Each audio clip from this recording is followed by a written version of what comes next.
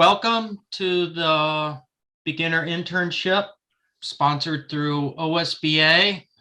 They let us use their Zoom account so we could have lots and lots of people here. Welcome. Beekeeping is a challenging hobby.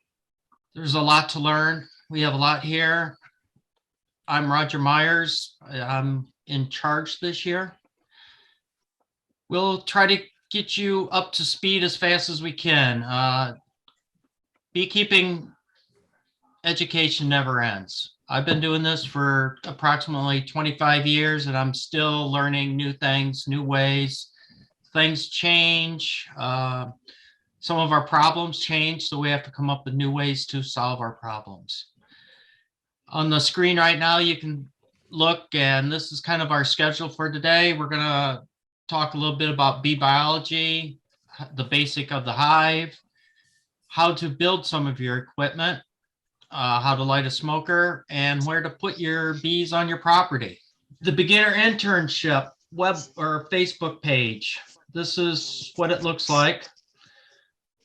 You all have a link to join. It's a private page, so only the people in this class and last year's class are in there.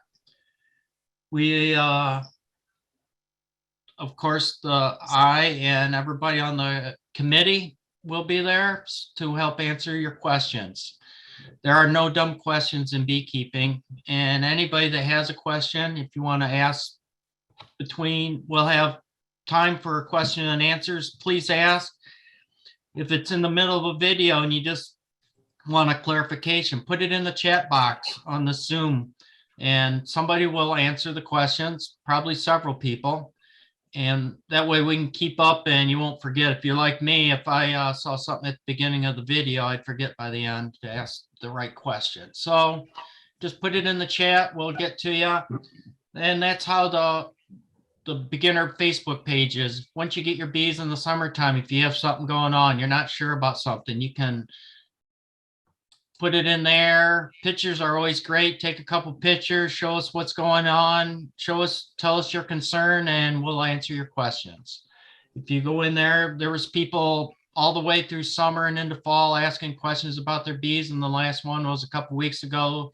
One of our first year beekeepers was still very happy her bees are still alive. So that's always a good sign when you're a brand new beekeeper this time of year, when you go out and check your bees and see that they're still flying. That's a good thing. I got a couple texts myself the other day when new beekeepers that I've helped start where their bees were out flying. So the beginner internship committee, I could not do this by myself. These are the people that make this whole thing happen. We are just club members from around the state, probably about 15 of us that put these videos together. You're going to see me in some, you're going to see Jeannie, you're going to see Joe Hyder today, Jamie Walters. We put these together. We really want to help you guys get started on the right foot and keep you in line, keep things going correctly. You can see we're members of several clubs from all over the state. So one of the other things you're going to learn is location, location, location. And what goes on in Cincinnati is totally different than what goes on for me up by Toledo or the people in Ashtabula, Columbus. Everything's different. So actually Cincinnati's about 3 weeks ahead of us up here in Northern Ohio. So what happens down there takes 3 weeks for it to get to here. So these are the people that make it happen. Thank you very much for all your help. This, I'll get this in the chat, but this is a syllabus.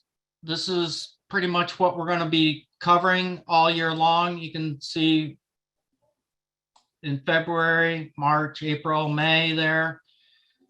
Different things for different parts of for times of the year. We're going to try to keep building on what we teach so it just gradually increases and increases.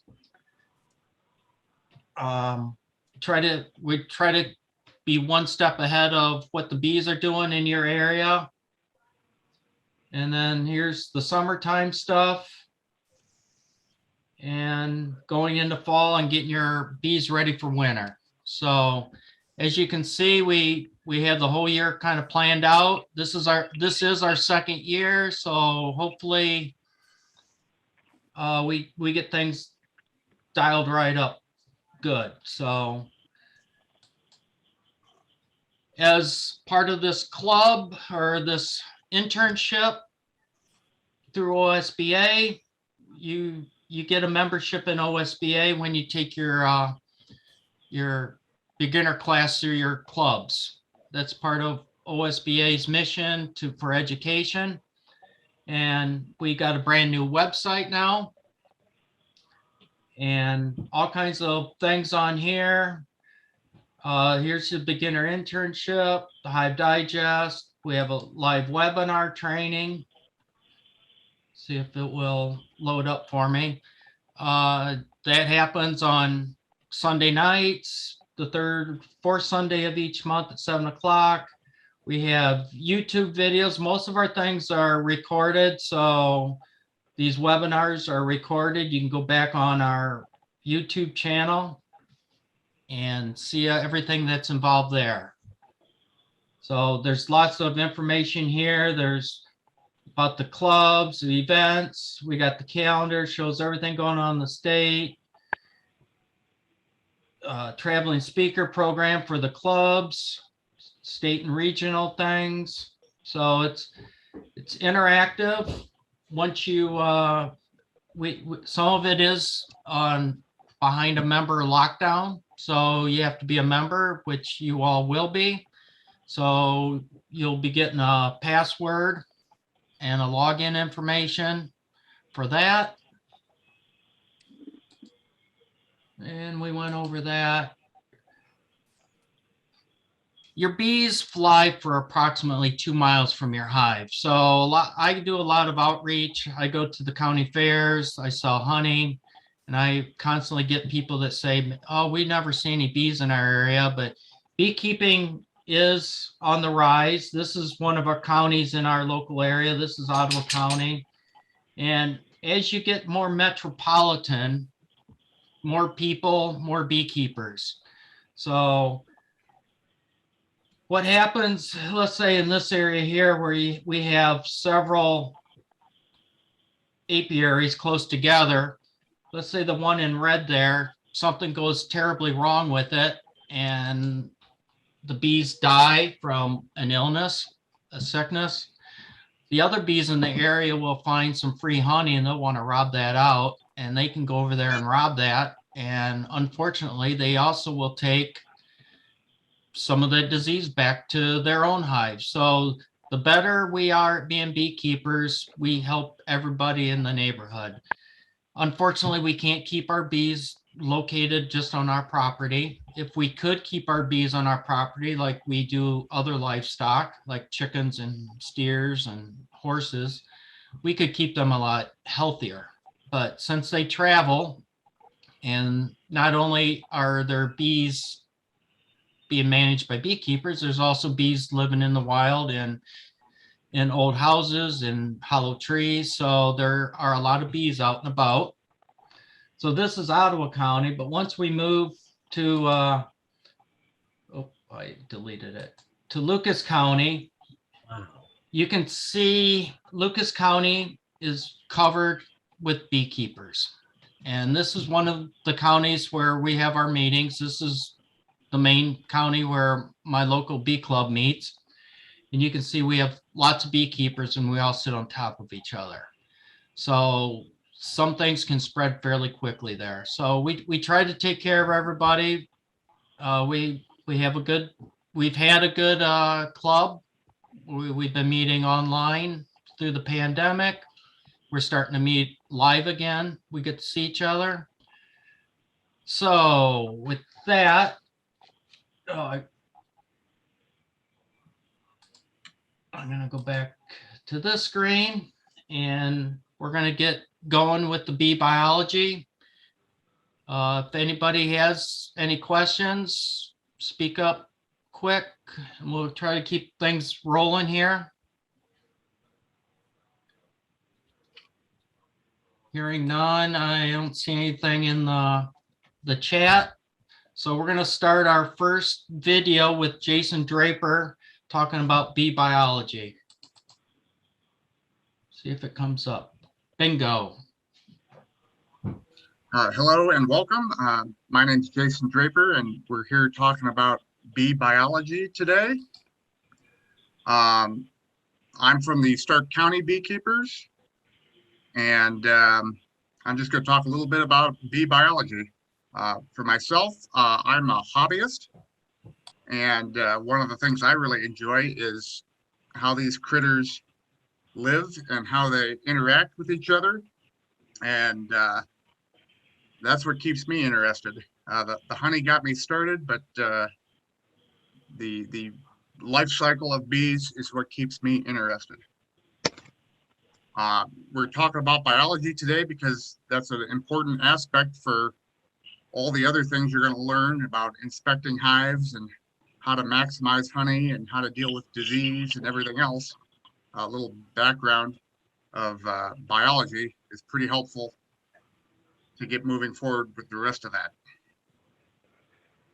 So starting off with the real basics here, what is a honeybee? Well, a honeybee is not a bumblebee, a hornet, a yellow jacket, a wasp, or any of these other critters. In fact, yellow jackets are a hornet, actually. They're not even in the bee family at all, even though they visually look pretty similar to people. People often confuse them and think about bees as being aggressive and being stung by a bee. They use the word bee all the time to describe many different insects, but honeybees themselves are not particularly aggressive when they're outside of their hive. They lose their stinger when they sting you, so they are pretty reluctant to do that because when they do lose that stinger, they die. Honeybees also don't live in any sort of nests like some of these other insects do. If somebody sees a nest, that's typically a yellow jackets or hornets, or in the ground, those are also not honeybees. Honeybees live in existing cavities, typically, whether that's a tree or the eaves of your house or some other cavity. So, like I said, a hive of bees, they live in a colony. You don't see bees just living a single bee by itself. They need a certain size population of a few hundred, couple thousand bees in order to maintain their existence. We call them eusocial. That's EU social, meaning that they're completely and entirely social insects. This also means that there's only one bee, one animal inside their colony that's actually reproducing, and then the rest of the animals assist with that. So there's a lot going on inside a colony. There's typically 3 different genders, castes, if you will. The worker and the queen, those are both female. And then the drone, which is a male bee. And we're going to talk pretty in-depthly about each of these different castes here through the next few slides. So again here, the worker, the drone, and the queen. You can tell that they're significantly different. The queen being a much longer bee, the drone being larger around, and the worker bee being the smallest bee. Now, we're going to just spend just a short time here talking about genetics because I'm not an expert in that, but it's something to be aware of. That female bees have 2 sets of chromosomes, and the male bees only have 1 set. And that means, and that's how they distinguish between the males and the females. And we'll talk a little bit more about how the female lays different eggs, but it's basically that a fertilized egg becomes a female and a non-fertilized egg is a male. We call that haploid, meaning that they don't have two sets of chromosomes, and diploids, which are the females.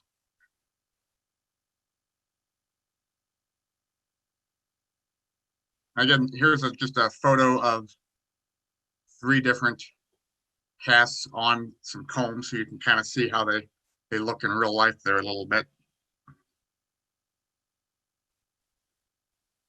So first, we're going to talk about the worker bee. Worker bees make up the vast majority of the population of the hive, 90+%. They're female again. They're immature females. They do sting. They don't mate. They don't do any of the egg laying. And they typically live for about 6 weeks.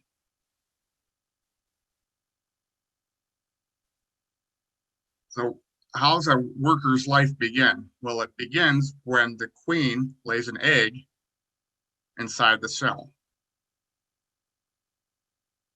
Workers then feed that larva inside that comb cell until it fully grows.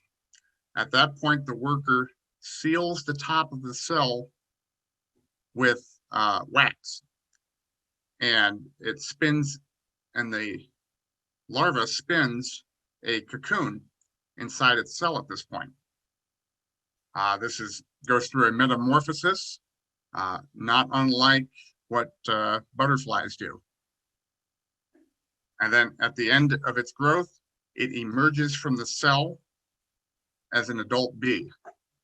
People will call this hatching a lot of times, particularly novice folks, when the bee comes out of the cell, but the proper term there is emerging, because the egg has hatched several days prior, before the larva started to develop. So what makes a worker bee? They have basically the same anatomy as all the other bees in the hive, but you've got antennas, you've got your head, your wings, your eyes. There's large pollen collection areas where they pack the pollen on the back of their legs. This is often called a pollen basket as well. And they have a short abdomen, and then there's stingers on the back of them. And this is a barbed stinger, like a fish hook. So when a worker bee stings you, that fish hook, as such, gets stuck in you and rips off of the bee. This individual bee then dies after that. And that stinger is left in you. There's a little muscle that's left behind as well that will pump the venom from the stinger. So that is a reason why it hurts more. It's continuing to pump the venom in.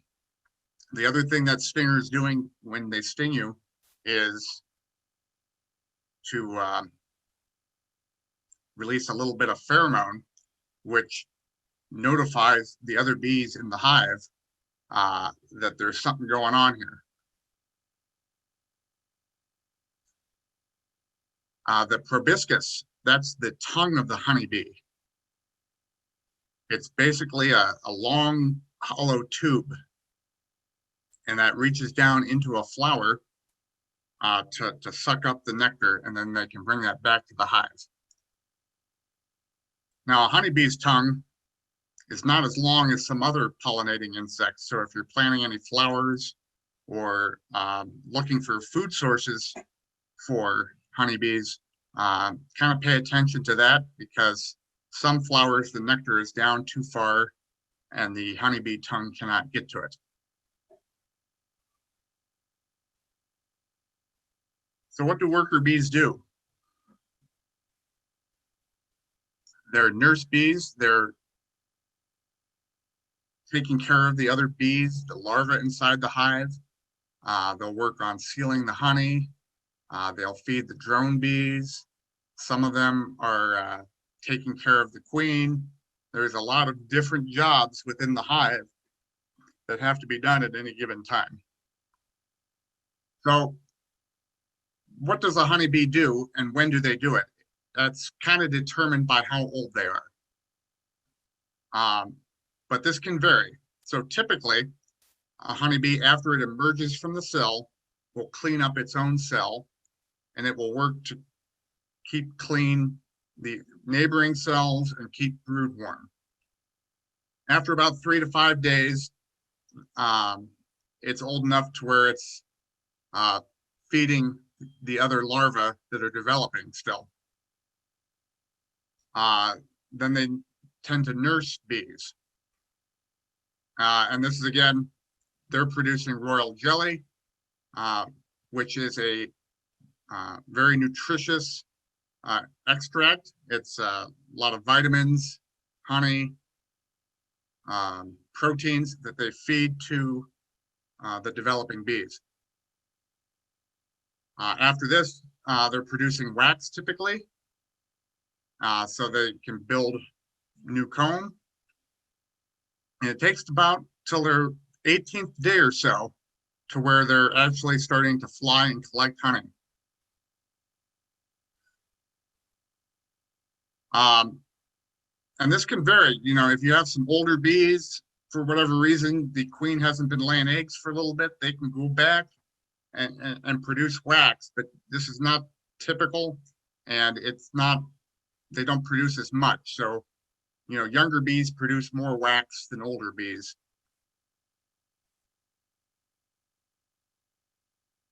So who is the queen? Queen, again, is a female bee. The queen will mate with drones, and she lays all the eggs. Having a queen in your hive releases pheromone, and this tells all the other bees within the hive that everything's fine and dandy. This slide, we're saying that queens live 2 to 4 years. That might be an average. That might be a little high also. You know, 1 to 2 years is not uncommon.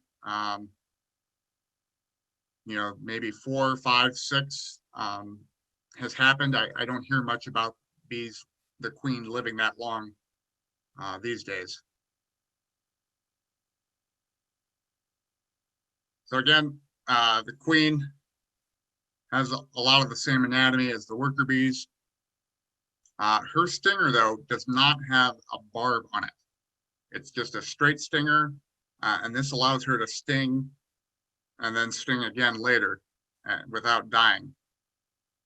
And we'll talk a little bit about what she does with her stinger in another slide here. So a queen will mate with 10 to 15 different drones from other colonies during a mating flight. And when does this happen? So she emerges from her cell when she hatches. Her wings will dry out for a few days, and then she will leave the hive and mate with bees from another colony. So where does a queen bee come from? Queen bees are females, just like the worker bees, but queen bees are fed a lot more of that royal jelly that we talked about during the initial stages of their development. And so they mature fully, their sexual organs develop fully, and you know, that's what makes them a queen. So why don't all the bees become queens? And how do they determine this? Well, because she has this pheromone that she secretes throughout the hive, that suppresses the workers from overfeeding all the developing larvae. When they know that the queen has left, or that the queen, something's wrong with her, or that they want to swarm or some other conditions, then they will develop several cells into queen cells.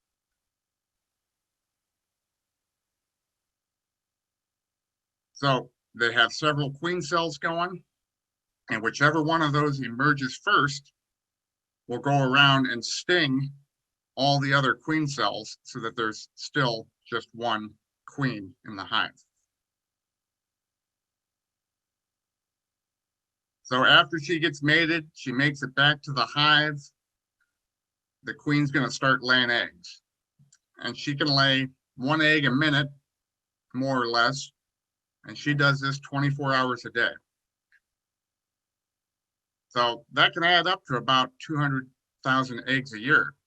And that could be several thousand per day. Now, she doesn't always lay eggs at this pace, but at peak times a year, she can lay a lot of eggs. And she has to. Those worker bees don't live very long. They only live for about 6 weeks or so.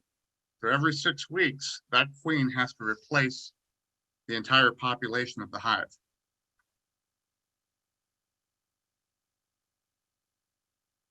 Now here's a picture of the queen being fed, being attended to by the workers.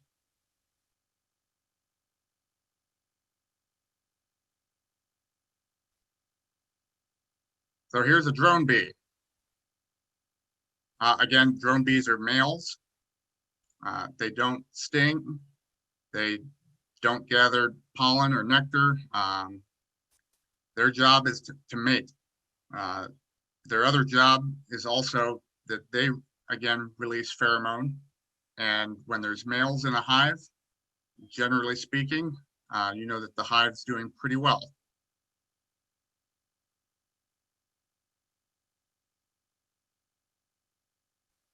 Again, here's a drone on the comb.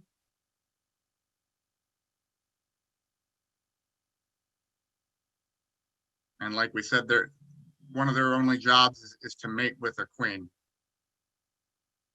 And again, they don't have a stinger, but after they mate, they lose their endophallus, and then that bee dies. That also serves to kind of plug the queen up temporarily in order to spread this particular drone's genetics and kind of make it more difficult for other drones. So we just talked about the queen, the worker, and the drones. And this chart here, if there's one that you saved from this presentation, this is probably a pretty good one to keep. It takes 3 days until any egg actually hatches out. And then it's a larva for several days, capped cell for several days. It goes into the pupa state.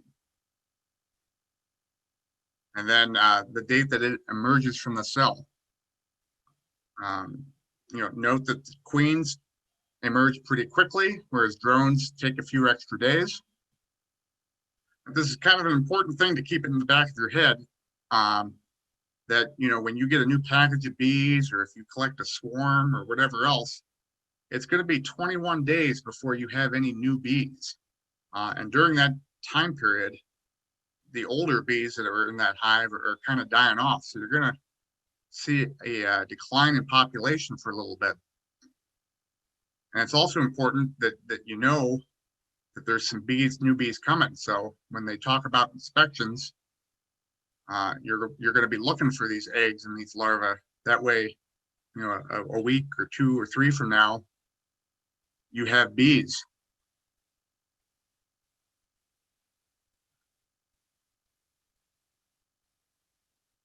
These last couple slides here, I'm just going to talk about the life cycle of the hive. We were talking about individual bees. So what does the hive overall do? This is kind of a super organism, if you will, all these bees living together, working together. So early in the spring, you have a pretty small colony that made it through winter, or if you bought a package, you've got a relatively bees.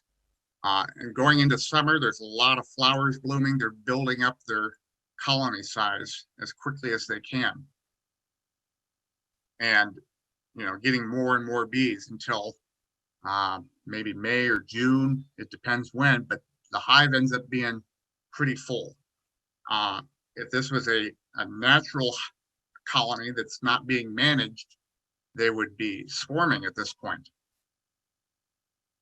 And what's a swarm? That's when some of the bees leave the hive to form a new colony. This is how they reproduce in the wild and how they spread in the wild. So the queen bee, they'll actually stop feeding her so that she lightens up a little bit so she can fly. And during that same time period, the bees decide amongst themselves which cells to make new queens out of. There's a lot that goes into this. We could have a whole presentation, and I don't know, there might be one later on this process of swarming and why they swarm.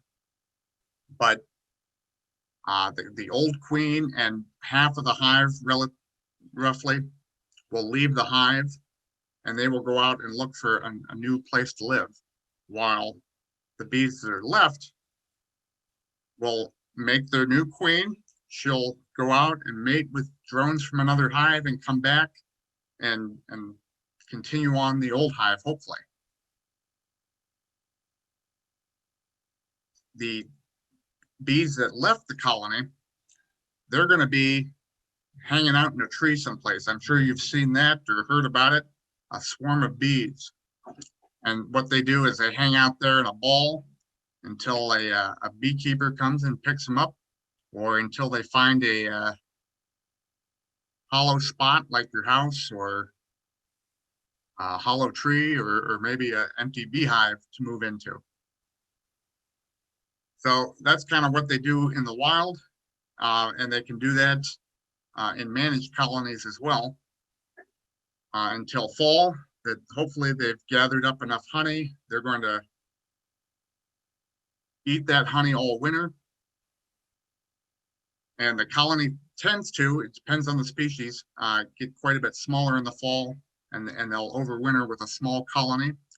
And again, well, not again, I guess I haven't talked about during the winter, these bees will live inside the hive all winter. They don't hibernate. They don't fly south or anything. They live inside the colony. They actually keep that ball of bees warm through shivering, essentially. And they'll move around inside the colony in their little cluster, eating the honey. So they use the honey, not for you and me, but for their own food for the winter. And, you know, as long as they don't run out of honey, and as long as numerous other factors work out, they'll emerge in the spring to start the process over again. And I don't think I'm going to have any questions at this point. I think they'll address that later. So I think I'm basically done with my. All right, so there we had Jason Draper talking about bee biology. We've had a few questions come up on the chat, and I'm gonna go back through these a little bit to talk about them. First off, Noah wanted to know about flowers, and that is a very good question. Our honeybees, like Jason said, have a very short tongue, so they like flat flowers. So the flowers in the Compositae family, which are like sunflowers, dandelions, they're all in that same family. They have very short blossoms, and the bee's tongue can get down where the nectar is. Some of the clovers, some clovers are very, very good for the bees. Some are not. Some trees are. So the way I usually start out by looking is how deep is that flower blossom? Can they get right to it? You know, and Mother Nature is marvelous about how she does things. And so like butterfly, like even bumblebees have a longer tongue, so they have flowers they prefer. Butterflies are even longer. And then you think about hummingbirds with their very long beak and tongue, so they can reach way down in tubular flowers. So if you look at little flat flowers, that is, first off, one of the hints. They're like Jamie posted, we're going to talk about this a little more further along in the year. Roger, there's a great resource. I think if you Google trees and flowers for bees in Ohio, you'll eventually find, and I'll look for it. There is a list that was put together by professors at Ohio State University in entomology. There's a list of flowering trees and flowers and bushes by the month. I think they're in order by month, and it tells you whether they are pollen sources or nectar sources, because it's different depending on the flower. Dandelions are one of the first foods that come for the bees, so we love our dandelions. Yep. Kelly So, just posted in the chat the link. okay. The link to that Yep, resource. there's Yep. lots of resources. There are some from Ohio. I use some from Cornell. They overlap, but yep. Flowers, some are good for nectar, some have pollen, some have both. And that's one of the reasons dandelions are good. The hard thing is to make this 1 pound of honey, it takes 2 million flower visits to make this 1 jar of honey. So we as beekeepers have to rely on other people to help grow some of our flowers.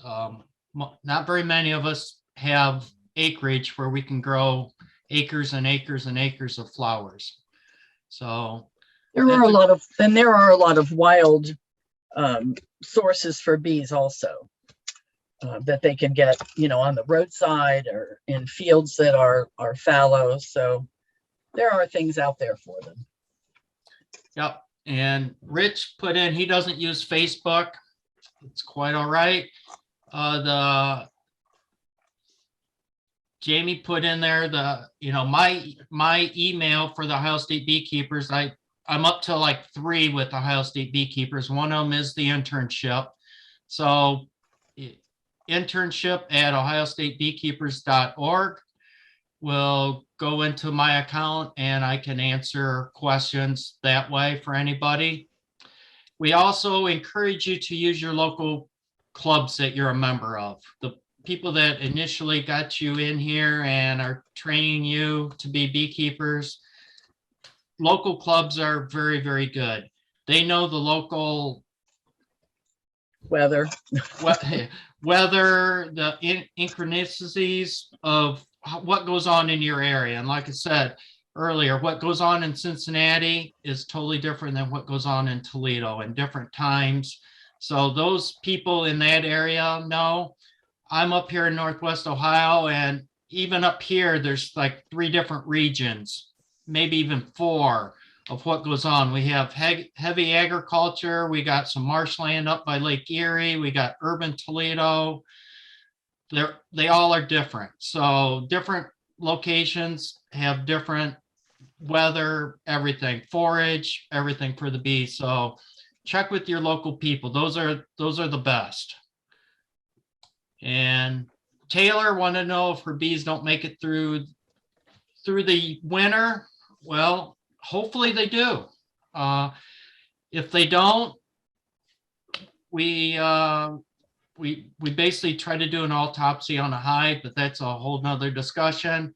The main thing is, if your bees die, the first thing you do is get those dead bees out of that hive. They are full of moisture. They're probably full of poop.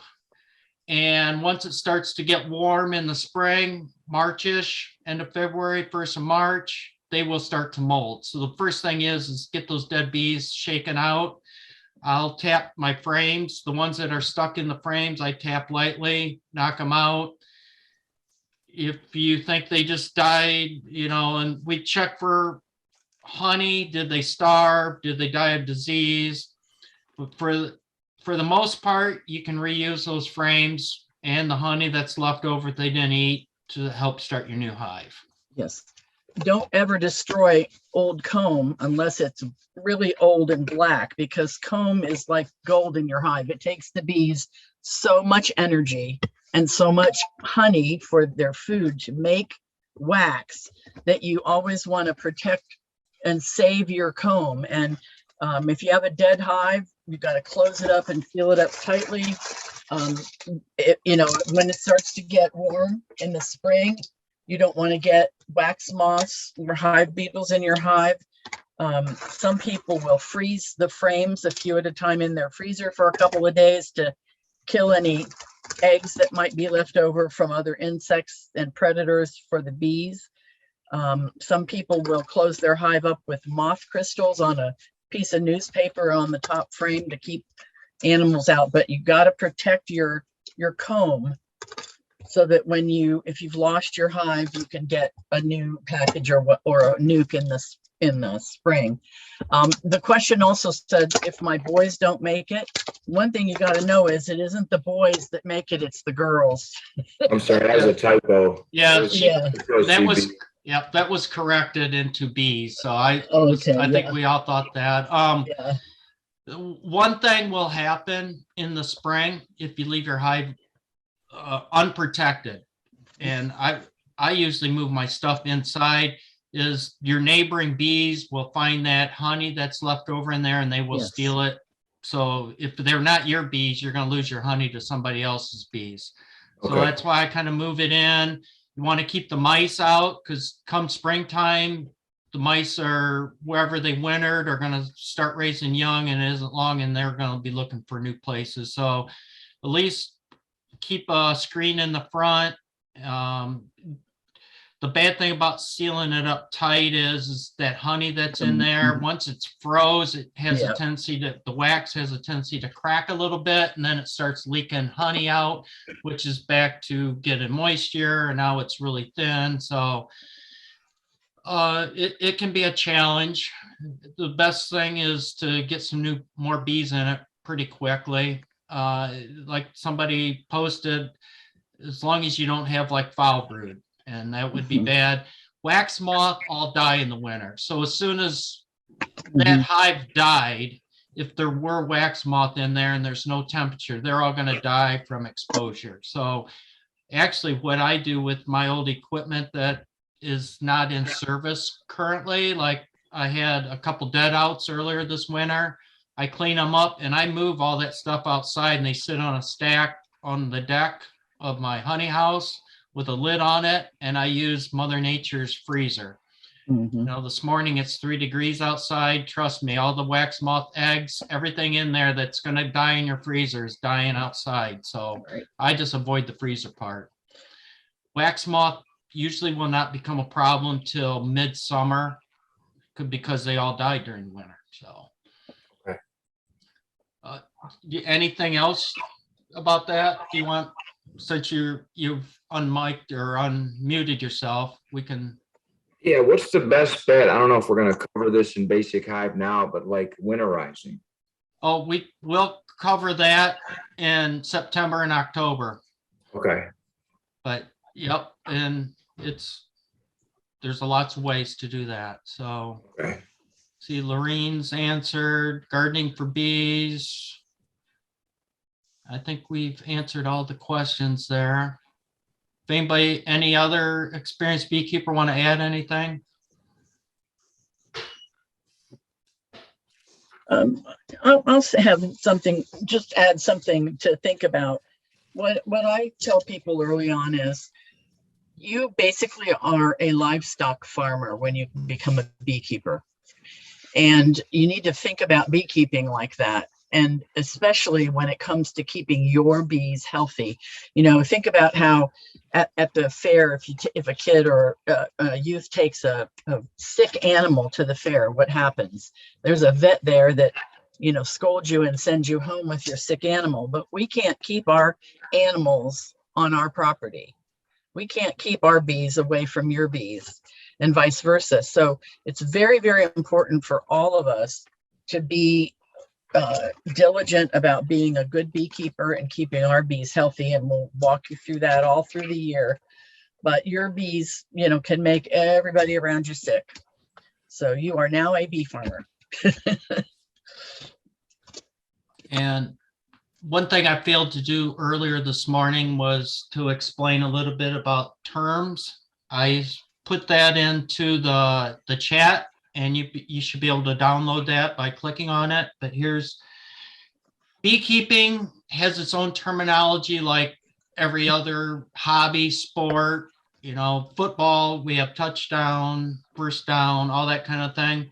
Beekeeping's the same way. We have our own lingo and we try to use that as much as possible. So I included 4 pages of terminology that you can download and look at so you can help learn the terminology of beekeeping. So, and this is what I got up there on the screen right now is some of those terms, but it's downloaded in the chat. You should be able to download that. If you're going to get a book in your bee class, most of the time those books have a glossary in the back as well. So that will be another resource. Yep. So help you along there. So with that, if we don't have any more questions, we're going to talk about hive basics with Jamie Walters. What we're going to talk about next is the hive itself and all the different things that goes into that. My name's Jamie Walters, and as you can see, I'm not going to go through this. About 13 years ago, I started off as a master gardener, and then all those different things are the hats that I wear. So I love beekeeping. I do things for about a 5-year span, and after that, if it does not intrigue me, we've had 300 rabbits before. We've raised angelfish. We've done things. Beekeeping is something, and this is my personal thoughts in this. I don't like the word master beekeeper because these critters, you can have 2 hives in the same place. They have the same water source, same forage, same everything. One hive will do completely just explode and bring in tons of honey, and the other hive will crash or do other things. It is something that you cannot just put the bees in and expect honey in the end. You need to babysit these just like you do with your animals. You pet your dogs, you take care of your cats, you take care of your fish, you take care of your animals if you're a farmer. These things are livestock that we're taking a wild animal. We have now domesticated them to a point, put them in a colony. We're the ones that need to take care of them and all the stuff that we do. So the value of a good beekeeper, this is an investment of time, money, and resources. Your goal is sustainability, that you're going to have your gear, you're going to be able to raise in a couple years. You have to get the knowledge base behind it. And there's tons of other resources out there to get that. But to turn on, have your own queens, to have your own nukes, to have your own resources, to sell honey, to sell nukes. Because this is not a cheap hobby. You don't find everybody, if it was so cheap and so easy, everybody would be into this, and they're just not. The time, you need to be in your colonies at least every week and a half to 2 weeks, because this colony is changing every day. As he said in the bee biology, this queen is laying 1,500 to 2,000 eggs every day. That means that workforce in 21 days is emerging. There's the bees that are transferring things around in the colony. They're pulling in honey or nectar. They're pulling in pollen. They're doing all these things. So every 2 weeks that you go in your colony, things are going to look completely different. You have to think of, the best beekeepers I know are thinking about their colony, what's going to happen in a month. You're even better if you're thinking out 2 months ahead. And we're going to be here to teach you about that and work with you. The money side of this, like I said, by the time you have your gear, everything else, the colonies, the bees, you're going to have upwards of $800. If you want to buy all the bells and whistles and you start getting an extractor, everything else, you're going to have $1,000 and more. The resources is independent on each person or club. So now we have, if you have a woodworker in the family, they can put the gear together for you. If you have a contractor, they can get your hive stand for you. Family members, if you have a husband and wife team, all the better. If you have a nearby friend who's also a beekeeper, they can help you. The equipment, the land, the forage, and the skill set. And as I said, the goal is sustainability, that you can control your own environment and raise your own stuff. So if you're killing your bees every year, and you're not having the skill set to keep those bees overwintered, as we have to do up here in Ohio, and you're having to put $1,000 into bees every year because you need to buy 10 packages every year or buy 10 nukes every year. It's unsustainable. And after 2 to 3 years, beekeepers usually get burnout because they're not able to overwinter their bees. It becomes an absolute burden of going out and keeping their bees. They think that, you know, before Varroa and a lot of things happened back in the 60s, you could put in your bees, put on boxes, do what you need to do. There wasn't so many diseases and brood diseases and pests. And at the end, you had a honey product. Now, with everything else going on, there's a lot of things we'll do. We'll get into the disease part. I think I'm speaking on the one for brood diseases and different things like that. There's just a lot of stuff you need to do, and then the responsibilities in your hands. The beekeeping basics, no matter what you do, as a brand new beekeeper, I want you to go out and look for a full suit, good leather gloves from top to bottom. You know you're safe inside. It is intimidating the first time you dump a package of bees in or open up a nuke. No matter what, if you're a senior beekeeper or you got a little bit advanced and you don't mind wearing a jacket, just remember your girls do not know you. They're constantly, there's the 1,500 or 2,000 dying every day, and that's how many are emerging every day.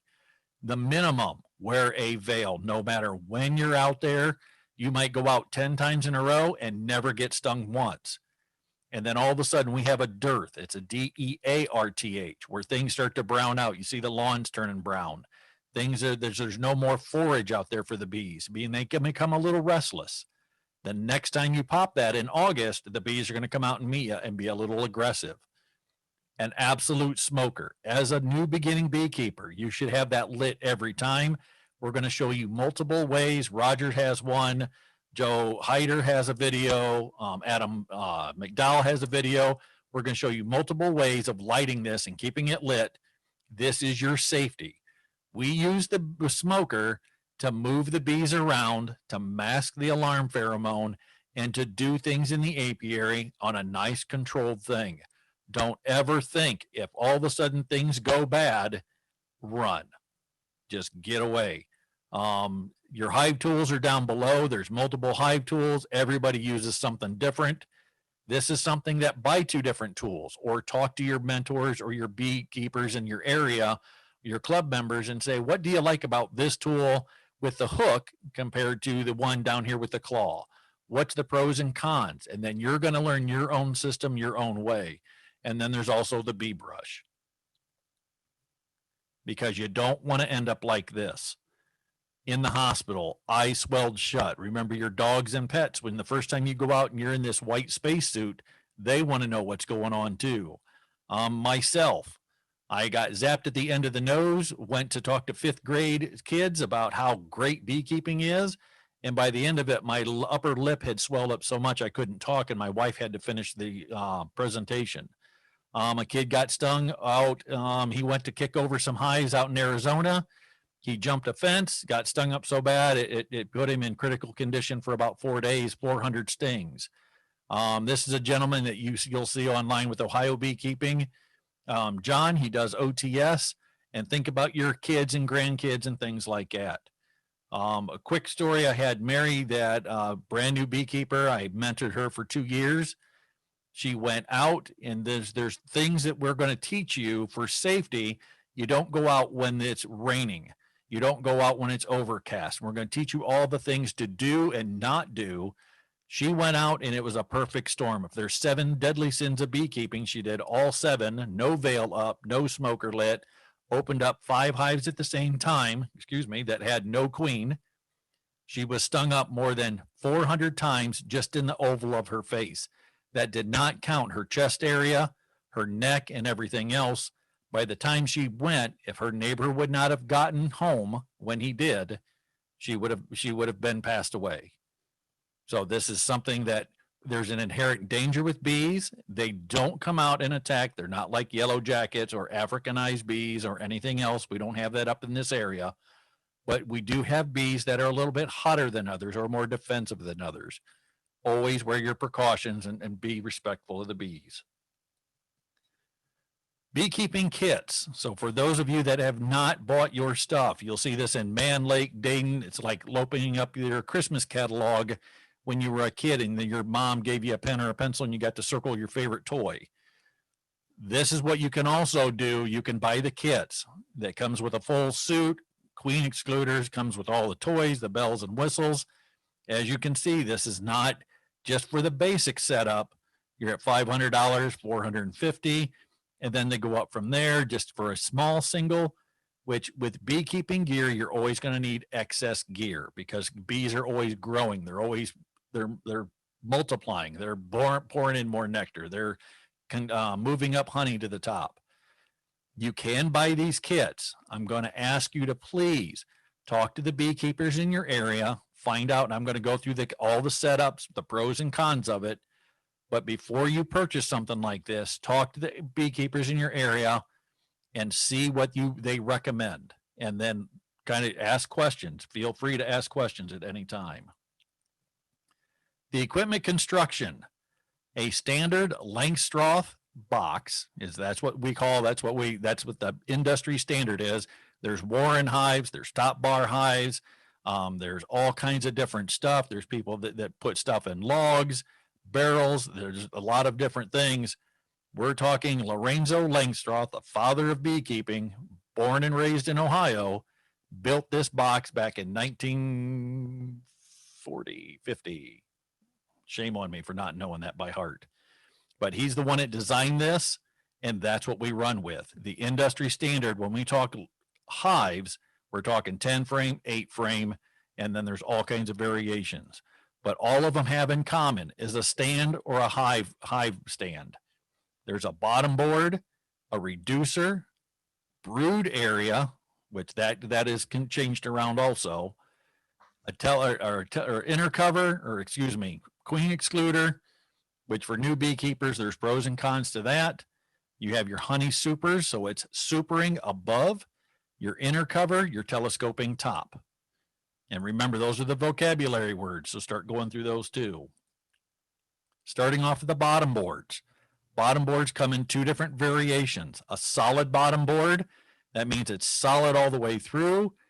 The pros to this is when the frass or anything that falls down, the bees will clean this, it'll be spotless. So you can turn around and put that in. When you paint this, we'll just jump ahead for a little bit of painting.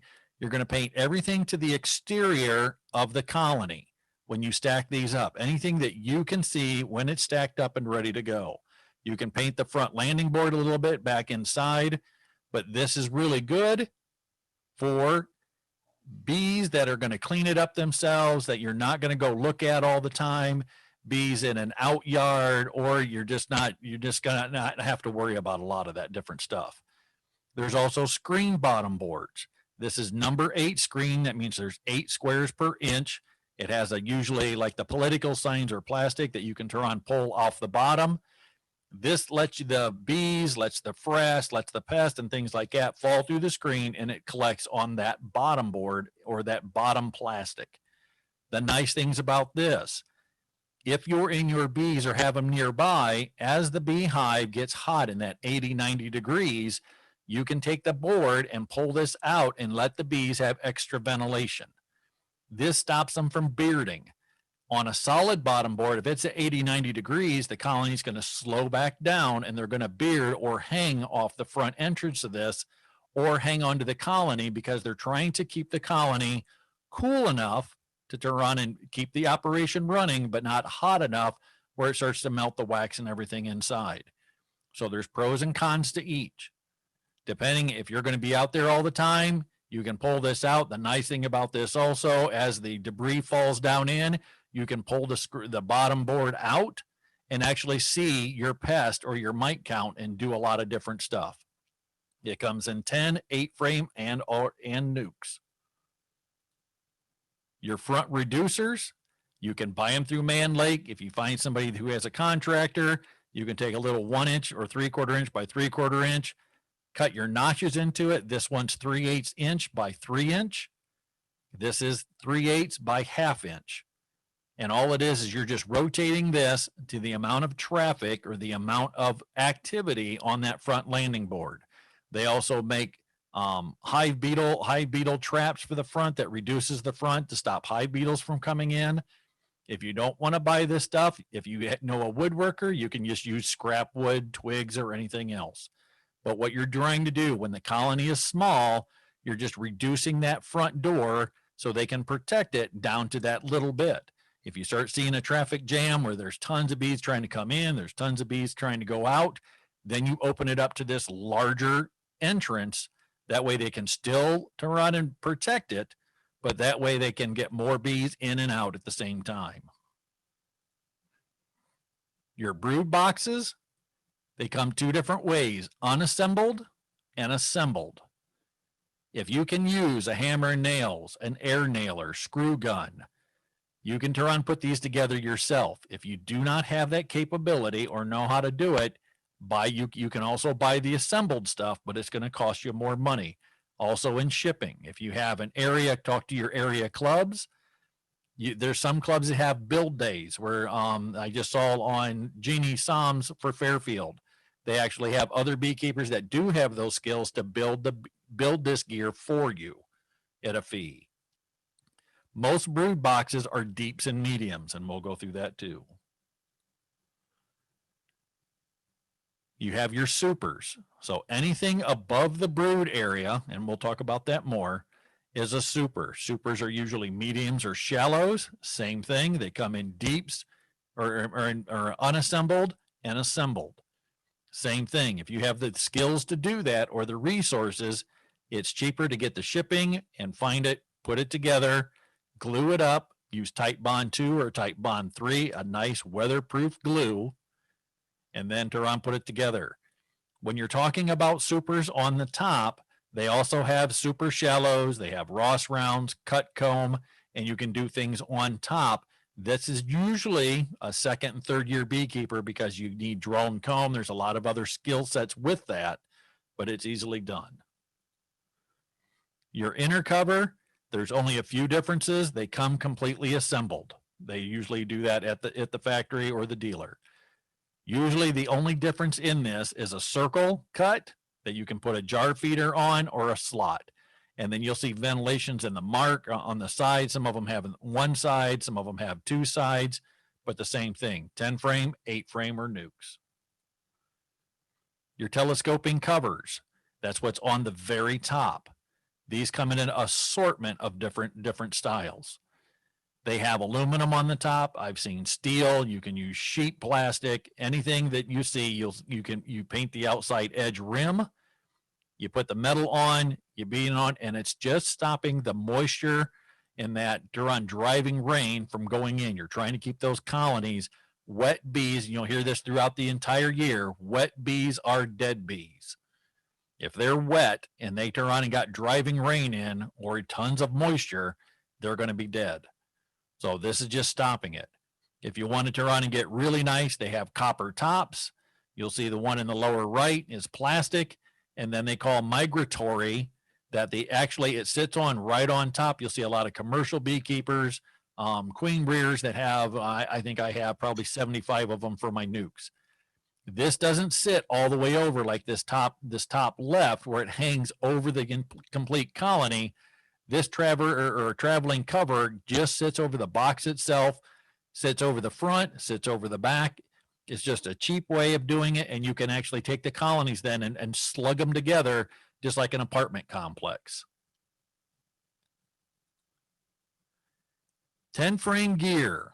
So Langstroth, if you're going to go with double deeps, and this is just, we're going to go through all kinds of different styles here. That box approximately is going to weigh 100 pounds. So in a standard setup, we talk 2 brood boxes is 2 deeps. That's 200 pounds. If you're young, you're strong, no back problems, nothing, and you don't mind lifting the weight, this is the way to go. It does give you a larger brood area. It's less wood wear. You're not stacking up a bunch of mediums. It's easy to move around. Once she's in here, the queen's going to usually use these 2 boxes. She could come up into that third box a little bit and lay unless you put an excluder. But it's a nice area for her. In industry standard, everybody has deeps. The problem with it is once you become older, no offense, women, young children, even myself. I used to do all deeps, but once I had back surgery, now I do a deep on the bottom with all mediums on the top. So deeps usually stay at the bottom because of the weight. Up top is your medium, which is going to weigh 60 to or 55 to 60 pounds estimate. So that's one standard. And this is just what you need to buy. So if I'm going to buy this and I like this setup, I don't have any restrictions with my back. I'm young. I'm able to do this. You're going to get your bottom board, either screened or solid, your reducer, two deeps, a medium, and then automatically there's my inner cover and telescoping cover. I would need at least one or two more mediums and an extra deep because as a new beekeeper, your colony is going to be in this bottom box only. You're going to need to put a feeder up top, and there's other things we're going to talk about.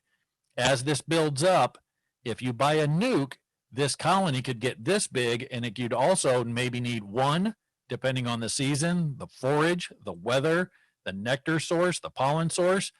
It could actually get one, two, maybe another third box on top.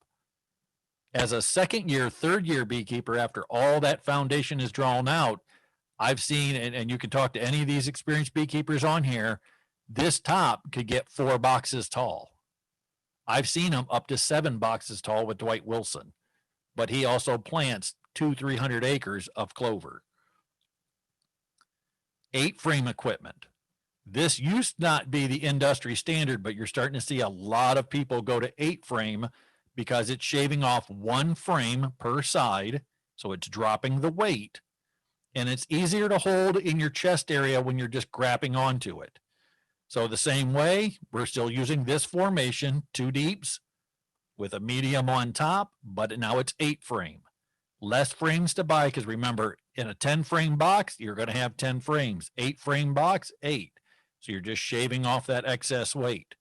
Same kind of system, but the drawbacks to this is still that weight. You're up to 80 pounds still. Compared to mediums, a lot of people that I know, a lot of people that in the beginning beekeeping clubs, women are into this, kids, 4-H'ers, they're starting to run mediums. There is nothing wrong with it, except the brood pattern, instead of staying the queen staying down into 2 boxes, she could actually come up into that 3rd, maybe come up here and do a honey dome and have a little bit of brood up here in that 4th, because it's smaller boxes. It's a little bit less area. They have to jump frames between each box. But when you pick it up, it's a lot less weight. Now we're down to 60 pounds approximate. Less weight. And now most of all the dealers that I know have 8-frame equipment in mediums.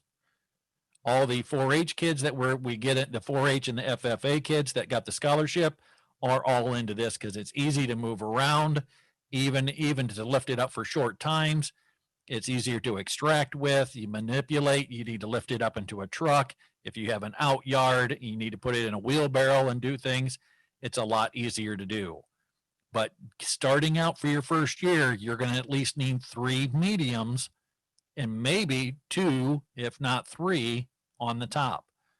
No matter what's happening with the bees, you should always have at least 2 boxes ahead, if not 3, that are already painted, already assembled, and ready to go in the garage or honey house than it is to turn on and all of a sudden you look in, your bees have now built this completely up and they're 80% full.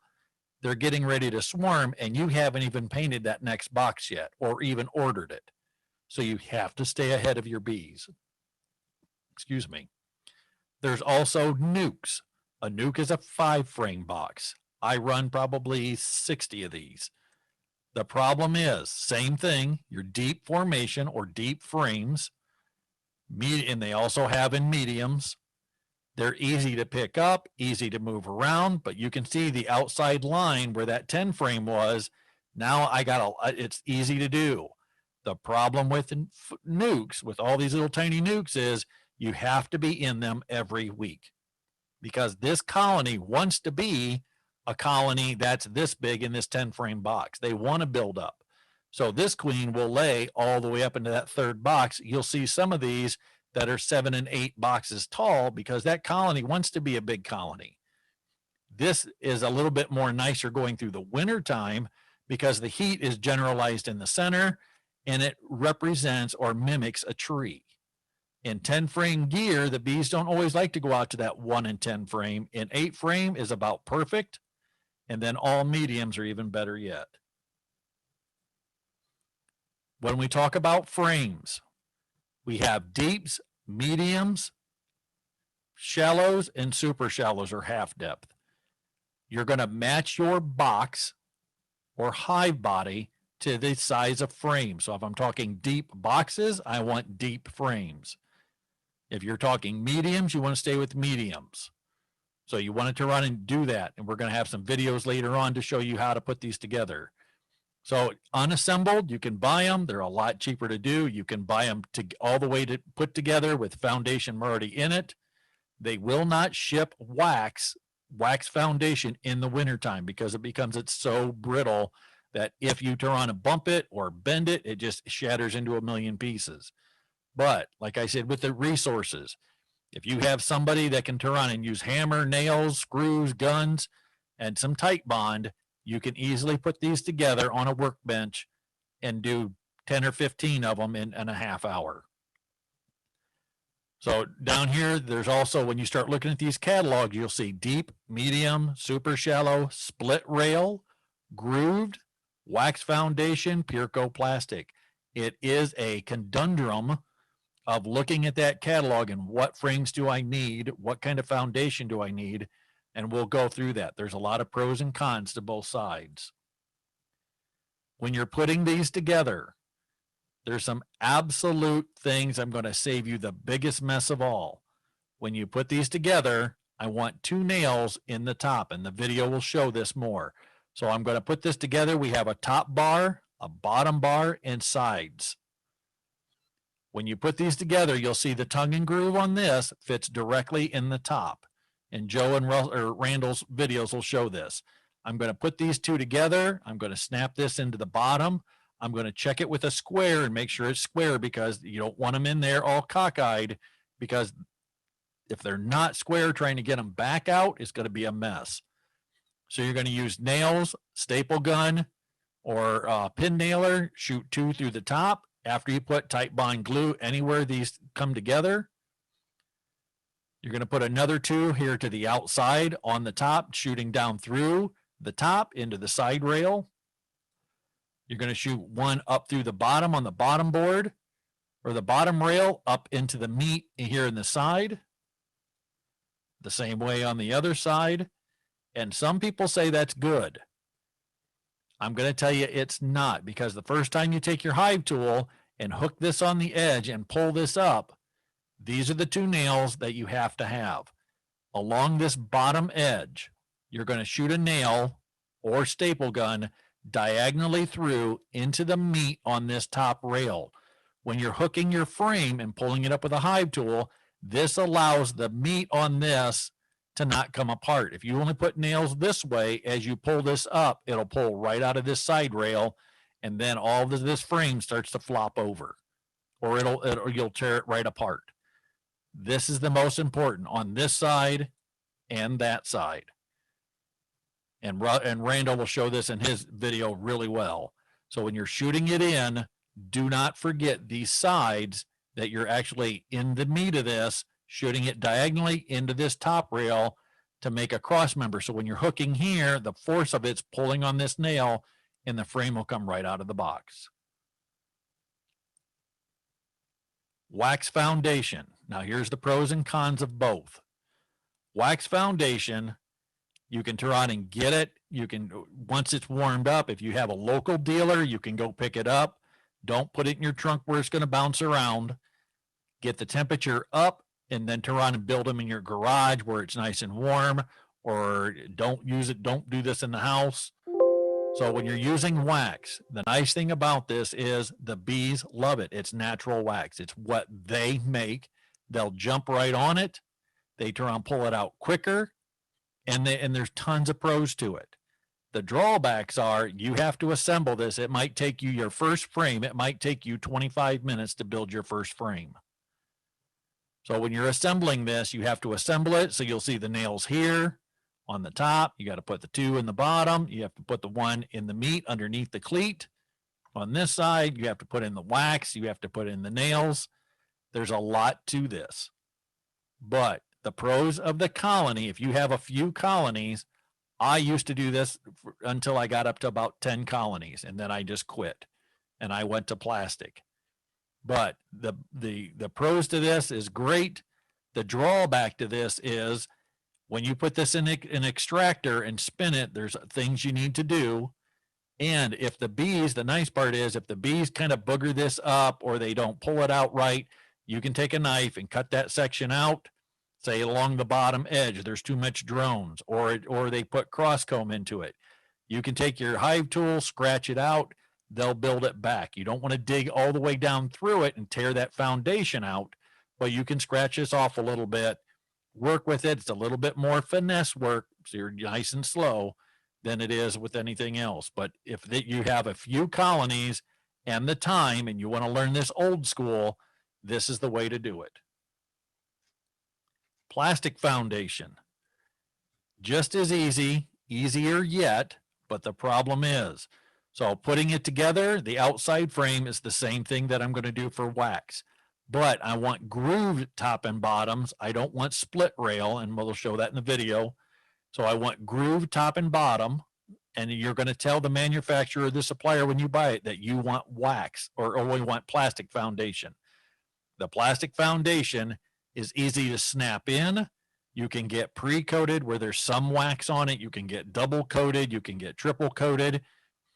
The problem with plastic is if you have your first colony box and your bees start to build and you put tons of plastic on the next box up, sometimes the bees will crawl up here.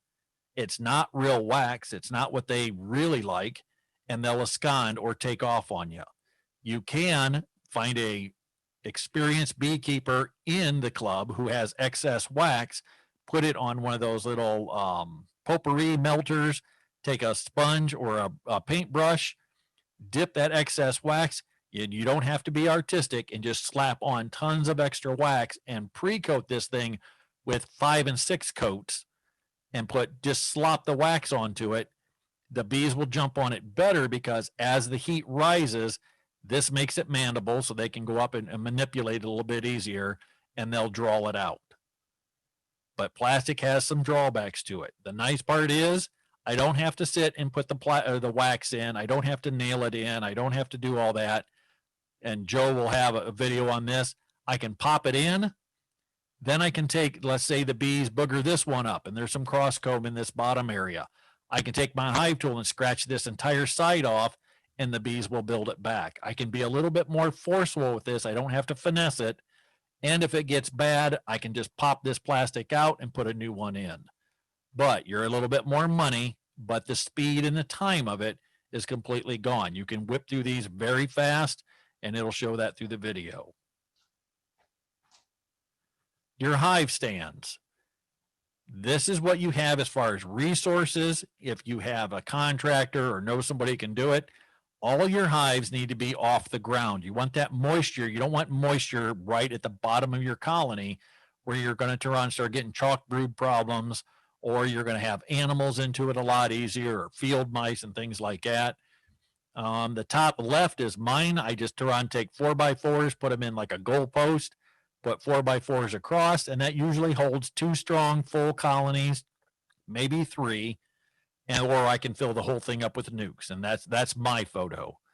If you know someone who has pallets, either the plastic ones, if you can find them, or you can use regular pallets. But remember, a wood pallet's going to break down over time. But it's an easy way to keep it off the ground. This person is in my club. He works for a Coca-Cola dealer. Don't know if he paid for the pallets or not, but he has plastic pallets. He put them on. It keeps them off the ground. He orientates them in different directions. Perfect way to do it. Same here with the field goals that I used up at the winery. If you have cylinder bricks, this is a creative way to stack them up. These are not dry fit or just stacked. They actually took concrete or took glue. It's a type of concrete glue or adhesive, and actually glued these together. So they put 4, glued them all together, clamped it, and then put 4x4s in between, and it made a nice hive stand. If you got some metal workers or you have somebody that can do some construction for you, this guy welded up some stands, put a 2x10 across the top, and he just raises nukes. You can go down to the simple 8-cylinder bricks, 2 of them back to back. That is just as good as anything else. So it all depends on what kind of resources you have, what kind of place you want to put it, and how dressy you really want to get with your colony or your apiary. And remember, when you're lifting this up, the reason I like mine at least 12 to 13 inches up, but as the legs of my height, is when I have a problem with skunks and raccoons because I have a huge woods behind my house. When they're up, when they have to stretch, the underbody of a skunk and a raccoon doesn't have a lot of hair. And I have trail cam video, and maybe I'll load it up on this next one. But I used to put carpet tack strips on the front because the raccoons would come out at night. You'll see scratch marks on the front, and you'll see little holes dug in the bottom. What they'll do, they'll come up at night, take handfuls, agitate the bees come out, they take by handfuls of bees, they put them in their mouths, and then they run and just they drive your bees insane that I can go out in my bee yard where normally there's tons of forage, they act good, and see all these scrape marks in the front, and the bees are absolutely agitated. So there's some pros to it. I want the skunks and the raccoons to extend, the bees to come out, they'll crawl all over you at night and they sting it, and then you'll see the raccoon or the skunk take off on a run. Painting your equipment. This is as much as you want to get into it. The standard for years and years was just standard white. Ohio State, Purdue put on some information that when you're stacking your colonies, if you have more than one, your bees actually orientate to the shape and sizes on the front. If you have 2 colonies, and I'll say it this way, if you had 2 colonies side by side, so if you lived in a neighborhood that all the houses were white, they all looked alike, there's called drifting. So when the bees come back, imagine driving down the street to your house, and there was 5 houses that looked all alike, all within a tight orientation. It was let's say it was raining and just nasty out, and you pulled into the wrong driveway, and instead of just pulling in the driveway, you actually started a war where the bees were coming out to defend than it is going into the right colony. So when you start making things on the front, I've known people who take playing cards, large jumbo size playing cards, and put on the front. So you have your ace, king, queen, jack, and then put them on the front and laminate them. You can do it different shapes, different sizes. The problem that you're going to get into if you paint them all these differences when you start switching gear back and forth. This nice one that's marked up this way is going to be on top of the tiger stripes. The one with the honeycomb is going to be stacked on this other. If you look down to the beehives on top of the trailer, this is when I used to haul bees around for pollination contracts. That's my trailer. The best way to buy the paint, remember, you want to mimic the flowers. Anything it's like that. You want to stay away from black and red because the bees see in ultraviolet, so they see red as black. What you want to do is mimic that color. These are all mist tints, so go into Menards or Lowe's or your paint area or your paint specialist in your area. Find the one that the people take the outdoor good paint, bring back, and you can buy a whole gallon of it for $10. Then it is $45. Buy yourself some good primer. Paint at least 1 coat of good primer and then 2 coats of good outdoor paint. And then if you want to turn on and be a Leonardo da Vinci, paint this thing up and make it your own. Do you want it in your front yard where you want to be a little bit of a showpiece or a conversation piece that's out by your pond that you can see out through the window? That is completely up to you. We turn on, and this is a thing that we have for Black Swamp in 2017. We said we're going to have a contest, and let's see who challenges. This is all the ladies. There wasn't many guys into this, but we had everybody doing artistic up to honeycomb, up to painting flowers. This lady spent almost 2.5 weeks. She made stencils and made Winnie the Pooh. Now about 5 years later now, it doesn't look that well, but she actually painted it up. She had it out by her pond. There was 2 trees that were down that had they were ash trees that got killed by the emerald ash borer. Her husband cut them off level. They put anchors into the tree stump, put a strap over the top. And when you go down our driveway, everybody talks it. It's a conversation piece for them. But you can get as crafty as you want. The extra bells and whistles, queen excluders, in-frame feeders, top feeders, queen combs, brushes, bottom pollen collectors, California queen cages. Here's all the extra bells and whistles. As a new beginning beekeeper, you do not need. So when you're looking through that catalog and you're like, do I need this? Do I need that? Unless you have tons of frugal money, you can talk to the berry beekeepers and you might need a top feeder if you want to go that way. But save all this off until you get the skill set or a mentor or a club area person that says, yeah, you know, I trap pollen. I recommend whatever he recommends, a Sundance. You'll find people that are completely for queen excluders and other people are not. Talk to the people that are keeping bees year after year after year, that are experienced, that you can kind of look up to, and ask the pros and cons why they use them. There's pros and cons to using queen excluders. California cages are when you start buying queens. Pin cages is when you start marking queens. Bee brushes is when you start harvesting. If you're on a small scale, you want to harvest 1 or 2 frames of honey at a time. And then the queen rollers is when you actually start raising queens. In-frame feeders, my experience, the reason I don't like them is because you fill this thing up with sugar syrup, the bees go down inside, they go such a craving that the bees get crammed in here and then they start dying, and then it sours up it sours up the sugar, 1-to-1 sugar syrup, and then it starts to kill the colony. So there's some things that I do not like about that as an inspector and a beekeeper.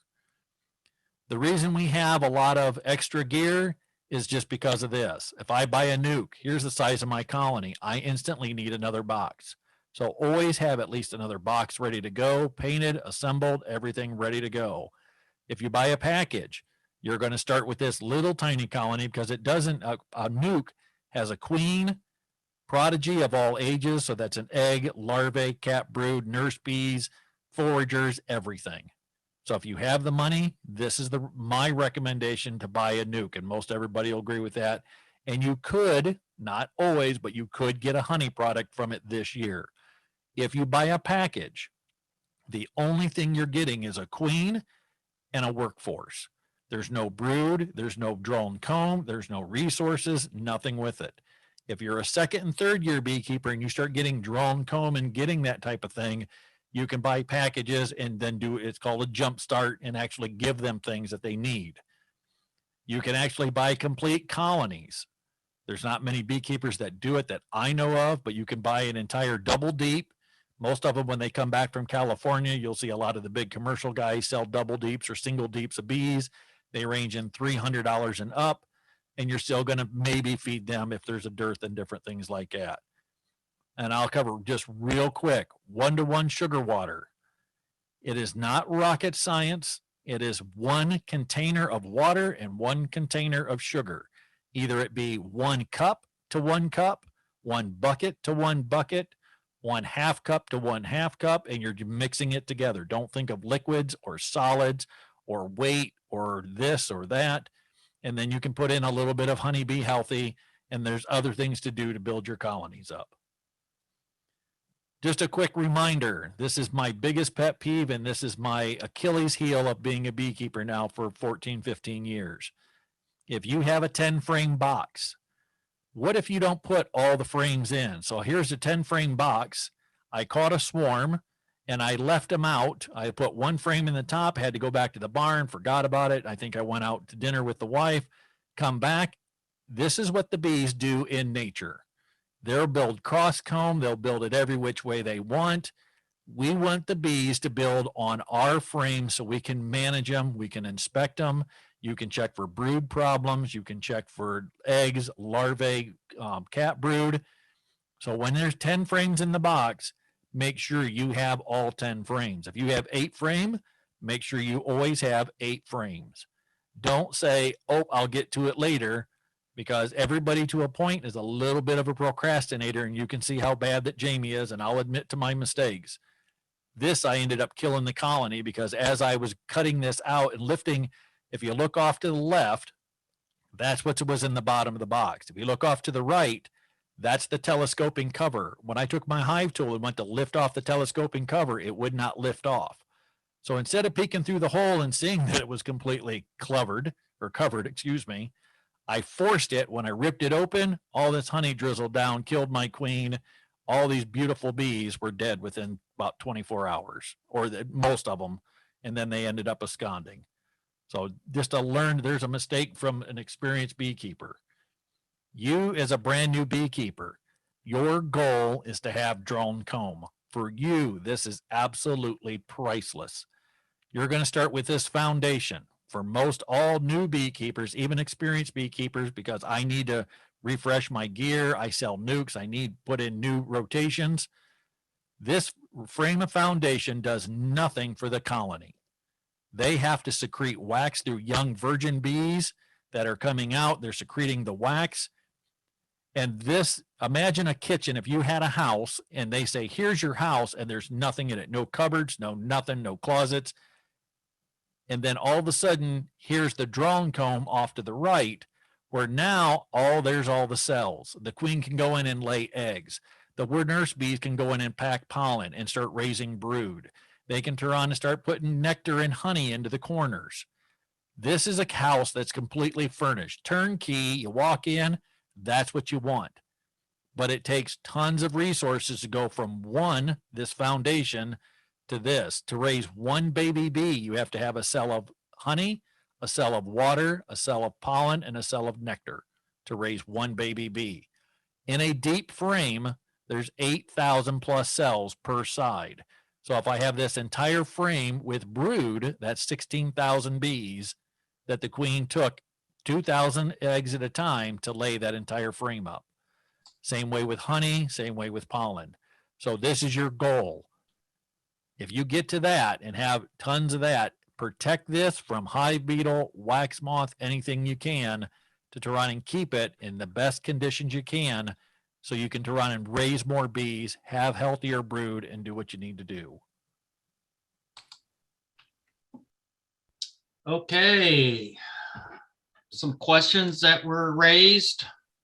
Talking with Jamie here. I made one note. This wasn't somebody's question, but when Jamie talked about putting extra wax on plastic foundations, all you men in here, remember, don't go to the kitchen and get your wife's good cooking utensils, because you will be sleeping in the doghouse for many, many days. Go to a yard sale, thrift store, something like that. Buy some old equipment that's going to have wax on it, because once you put wax in it and melt it, it's going to always have some wax on it.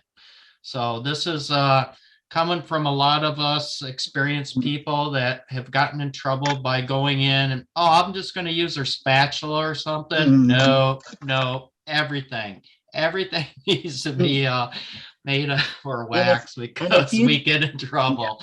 If you do it in your kitchen, you will be scraping up wax spots on your floor for a month afterwards.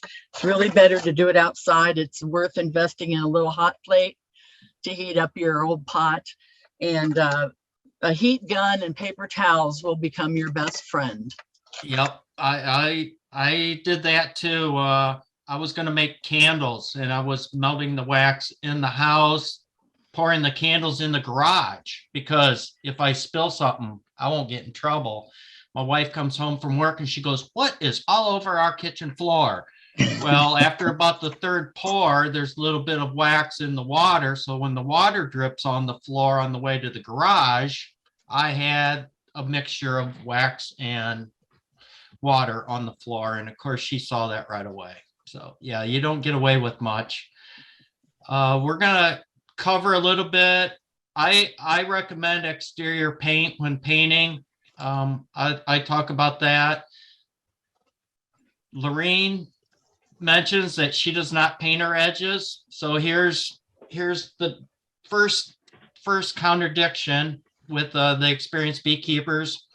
I do paint my edges, but I also tell everybody it's personal preference. Yep. They do stick for quite a while. So as somebody mentioned if you paint them now, let them sit for 60 days, they usually don't stick too much. I usually do roll the roller over it quick, give it one coat top, one coat on the bottom when I get all done. But it is personal preference. I also use stain sometimes. And I talk a little bit in my video of building about painting. It's whatever I get cheap at the hardware store in the mismatch paint Mhm. aisle. Mhm. And if you have a chance in the mismatch, if there's something with nanotechnology or primer in the paint, it holds up a lot better. Yep, most of the paint anymore, I think the last 3 or 4 gallons of mismatch paint I've had, it always has primer in it now. So that's nice. You know, you don't have to prime it. That's one less thing to do. I have a painting contractor buddy now. He's not a big fan of the primer paint mixture. So back to personal preference.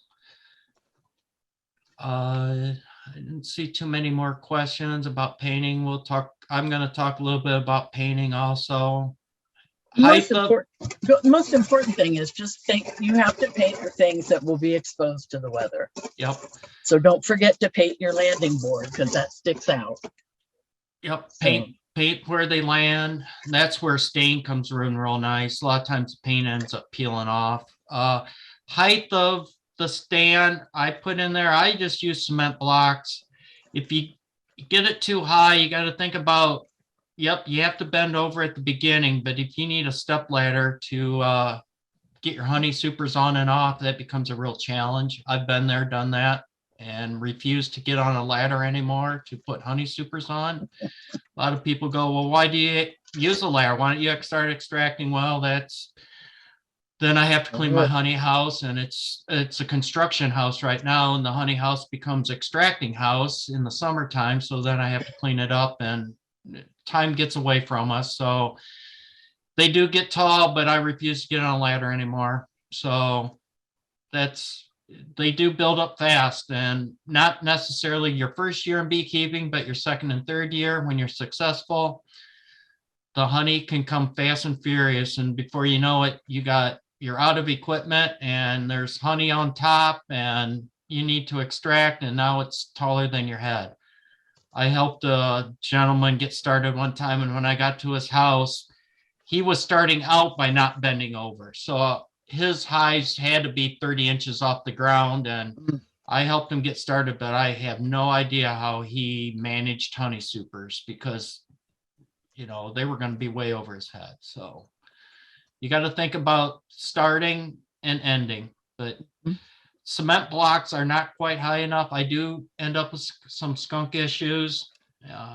You're going to see a landing board in my video of introduction to assembly. If you look real closely, you'll see some scratch marks on it from the skunks. Somebody asked about Central Ohio, and you know, it's just so different.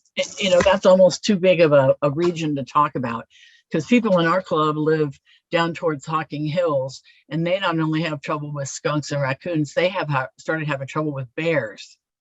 But up here, we live just outside the outer belt of Columbus, and we're Central Ohio too, and we don't have those problems. We don't even have skunks and raccoons getting into our hives, even though we have them in our area, and we've seen them in our yard. So, you know, you're just going to find out from your own area what you're going to have trouble with. Rich put on here my thoughts about gargoyles. And if you don't know what the gargoyles are, you cut the corner down just a little bit with like a sander so they don't quite touch, and you get your hive tool in it. I have not used it, but I have a whole stack of nukes that I'm going to build later this winter, early spring, and I plan on putting some gargoyles on those. Now wait a minute. They stick. What? We're lost. You're taking the edges off of what? The outside of the box. So as where the boxes meet and stack, if you sand a little corner right on the corner, sand it down like at a 45, you can get your hive tool in there easier, and the water doesn't pool in that little corner then. For some reason, it comes down and keeps rolling off. It's in one of the bee magazines. One of the construction guys talks So- about that. So that's just to help you get your tool in? Get the tool in a little Okay. easier, and also the water doesn't pool in the corner, and because Right. that's where the corners like to rot. And I Oh, talked a I little see. bit about Okay. what I do in my corners. I'd put some caulk in them. So Mm-hmm. that's what the gargoyle is, if I'm correct. Weird name. Right. It's not the little decorative thing. Some people put gargoyles as a weight on top of the hive to keep the lid on. Keep the spirits away or something? Yeah. Upper entrances, I personally do run upper entrances. Lets a little ventilation out. I lift my lids up. How I do it is I put a little block of wood on top of my inner cover to lift the outer cover up. So there's a little bit of a gap there. Wintertime, as we were talking earlier, the bees plug off the entrances at the bottom, just dead bees, maybe some ice, snow. They can go out the top. So I usually leave enough room at the top, 1/4 to 3/8 of an inch, so the bees can get out, lets the warm, moist air out, but also the bees can get out to go on a cleansing flight this time of year on a nice day. Not all my bees are at my house. I have several out yards. So there's out yards I probably will not get to till spring. So they will plug up. Maybe I'll get there, maybe I won't. It doesn't take very much. Like I said, I use about a 1/4 inch in the wintertime. Can we just define a term that Jamie used quite a bit? The word nuke is short for nucleus hive.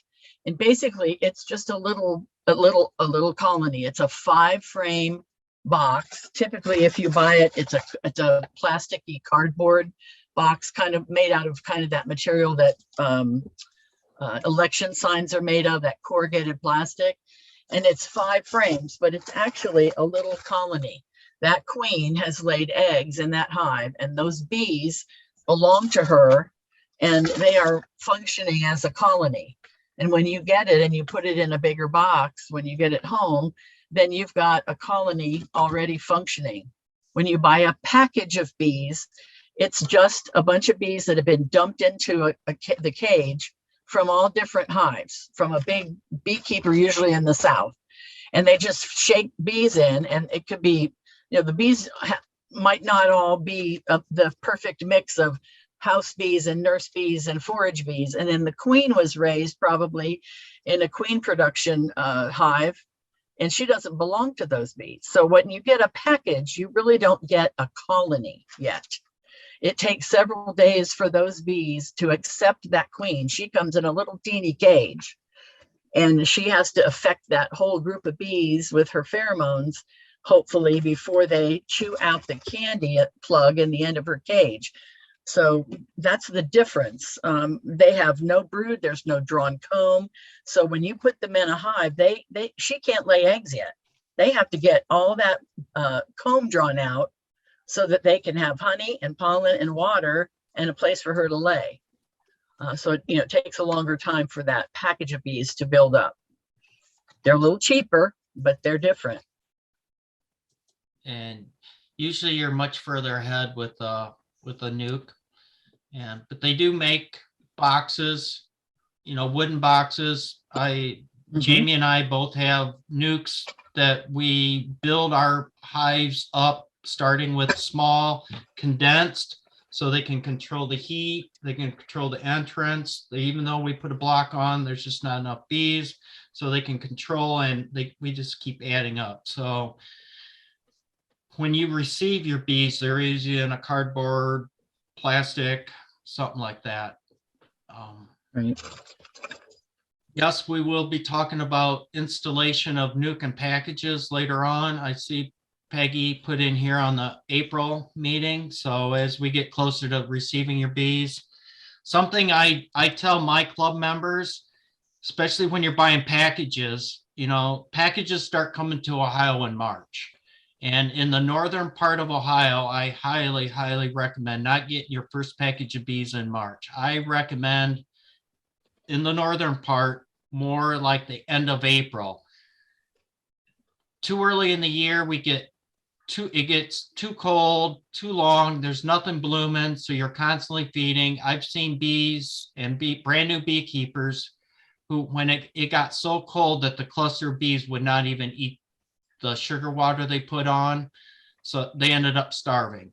So further south, if anybody wants to pipe in of when they recommend getting packages further south, please do. But if you're in northern Ohio, I would wait till at least the end of April, the 1st of May. We're in central Ohio, and I would recommend at least mid-April. Not, I don't know who would get them in March, maybe southern Ohio, but in central Ohio, that's way too early. So, yep.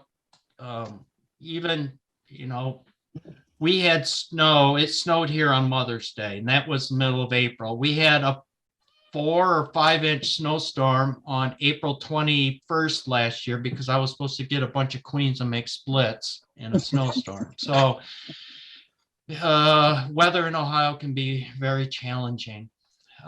Michael wanted to know what size of feeders we use.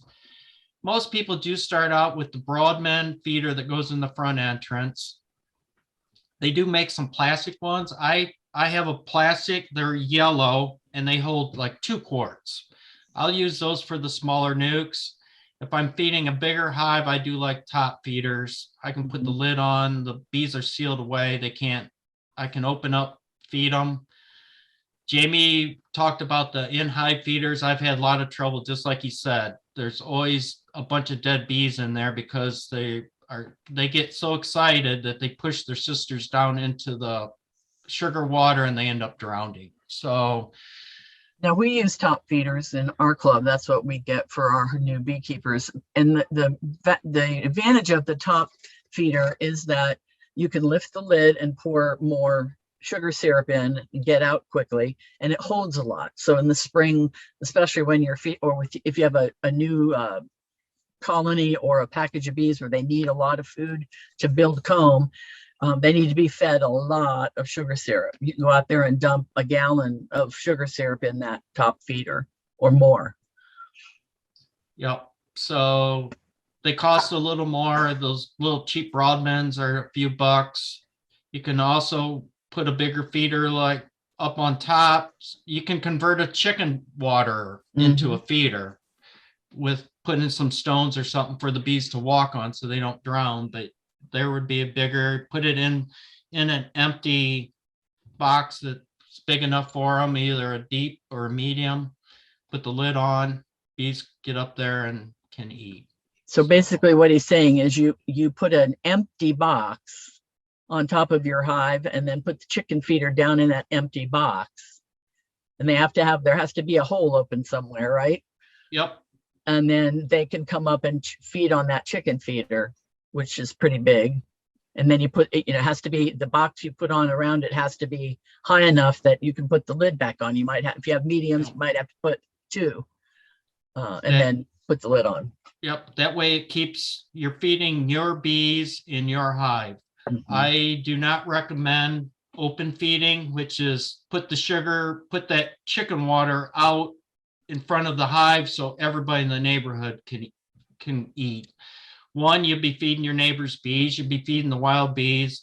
2, you can start robbing. When that chicken water runs out of sugar water, the neighbor's bees still come over and look, and when your bees aren't strong enough to keep them away, they start robbing what honey is in your hive. So I do not open feed any time of the year, spring, summer, fall, never, because of robbing. Once you have a robbing incident where the bees are trying to steal each other's honey and sugar water, you learn real quick. It's a lot easier to avoid it from the get-go. Don't even get it started because it's a wild and crazy afternoon. Lorraine, you got your hand up? Yeah, I use in-frame feeders, but I put a cork in as a float. And the other thing too, people don't have to get something really expensive. Just buy yourself or borrow some canning jars, quart jars, Mhm. You make nail holes, small nail holes in the lid. And essentially you feed in that extra above the inner cover, surrounded by an empty brood box.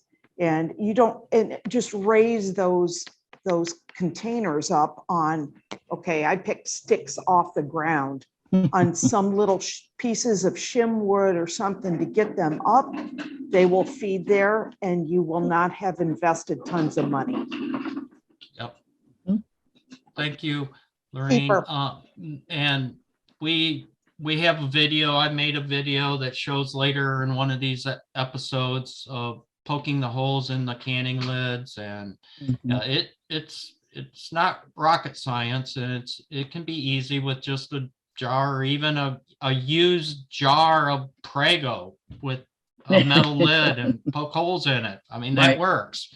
Or you can Uh, take a 1 gallon or 2 gallon bucket with a lid, poke holes in the lid and put a gallon on over that hole in your inner cover. Or a clean paint can from Yep. the big box store. Yep. Yep.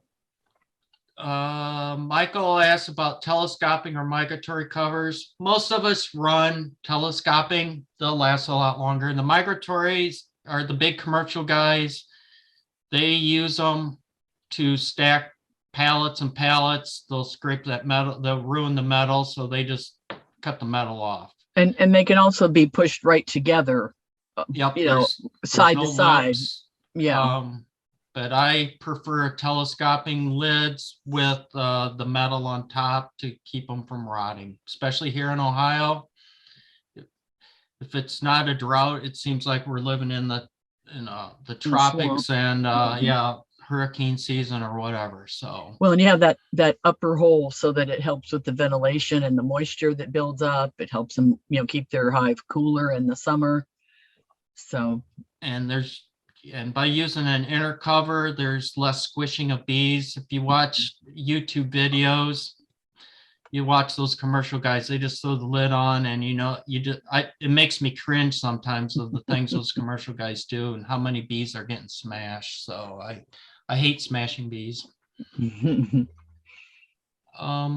were scheduled for a little break, but if we're gonna try to stay on schedule a little bit, let's take a 5-minute break. It's 10:55. Let's take a 5-minute break, refresh your coffee, go to the bathroom, get rid of the coffee. We'll start at 11 o'clock.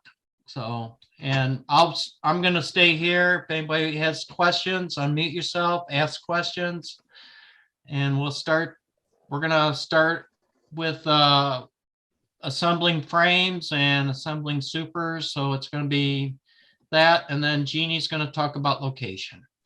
So anybody else have anything they want to add in the 5-minute break we have?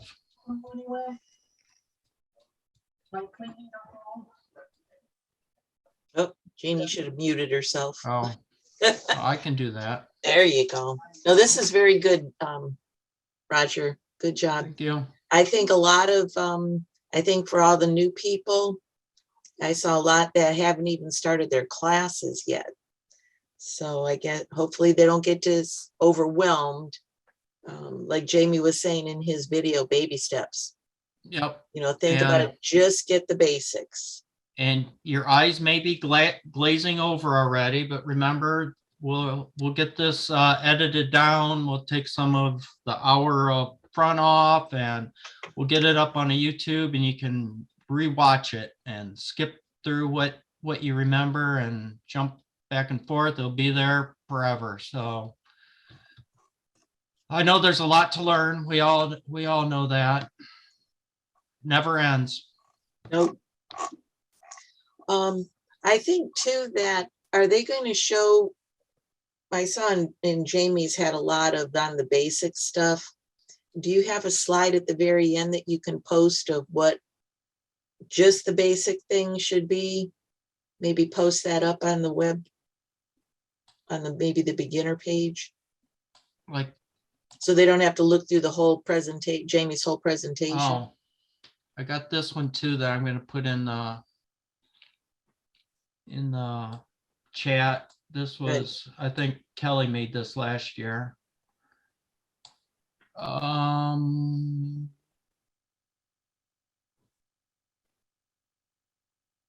What was your question again, Peggy? Exactly? If we could just post a photo of just what they need, Oh, okay.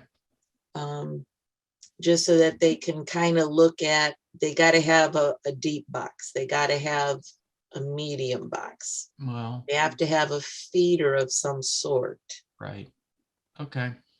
Yeah, the quail feeder too, you don't have to worry about them drowning. I think one of the biggest problems I hear with new people is like when they get their packages too early, and it's a day like today when we had a snowstorm the night before, and they don't want to go out and check the feed. And if you've only got a quart in there, they can suck a quart down in a day.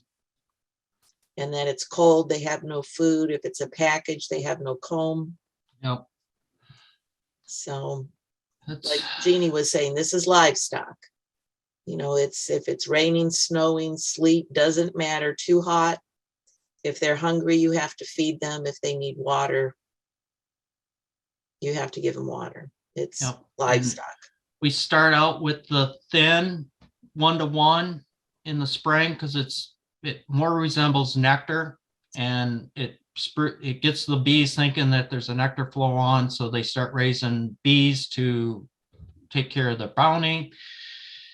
To be honest, the guy that I talked about earlier, we recommended that he even thinned it, the sugar water down, and they did start to take it, but his bees didn't survive when he bought them too early, because the 1-to-1 actually was still, when it got so cold, it got so thick that the bees couldn't manage it very well. So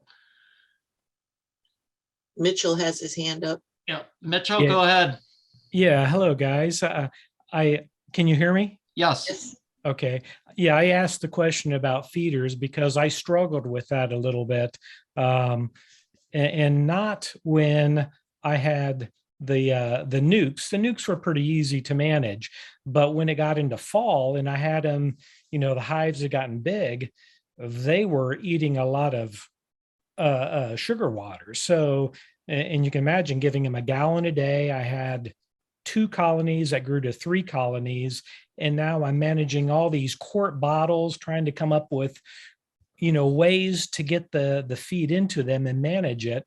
And that was just in a way undoable. I succeeded, but I don't want to do that 2 years in a row. And so that's kind of why I keep pressing. Bucket feeders. I'm sorry. Get a bucket feeder. A bucket feeder, or if you go to the some of the stores, you can, like Rural King or TSC, they have 2-gallon quart jars, wide mouth. Make sure that the hive is level, but you can put 2 gallons on at a time. Okay. And again, like they said earlier, with the spacer, I like 3 popsicle sticks glued together this time of the year, good busy work. But that's perfect bee space to hold that 2-gallon jar off of the, but you can get a 2-gallon one. Yeah. And the bucket feeders come in like 2 and 3 gallons.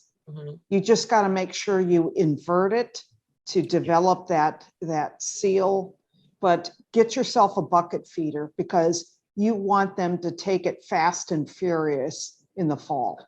Right.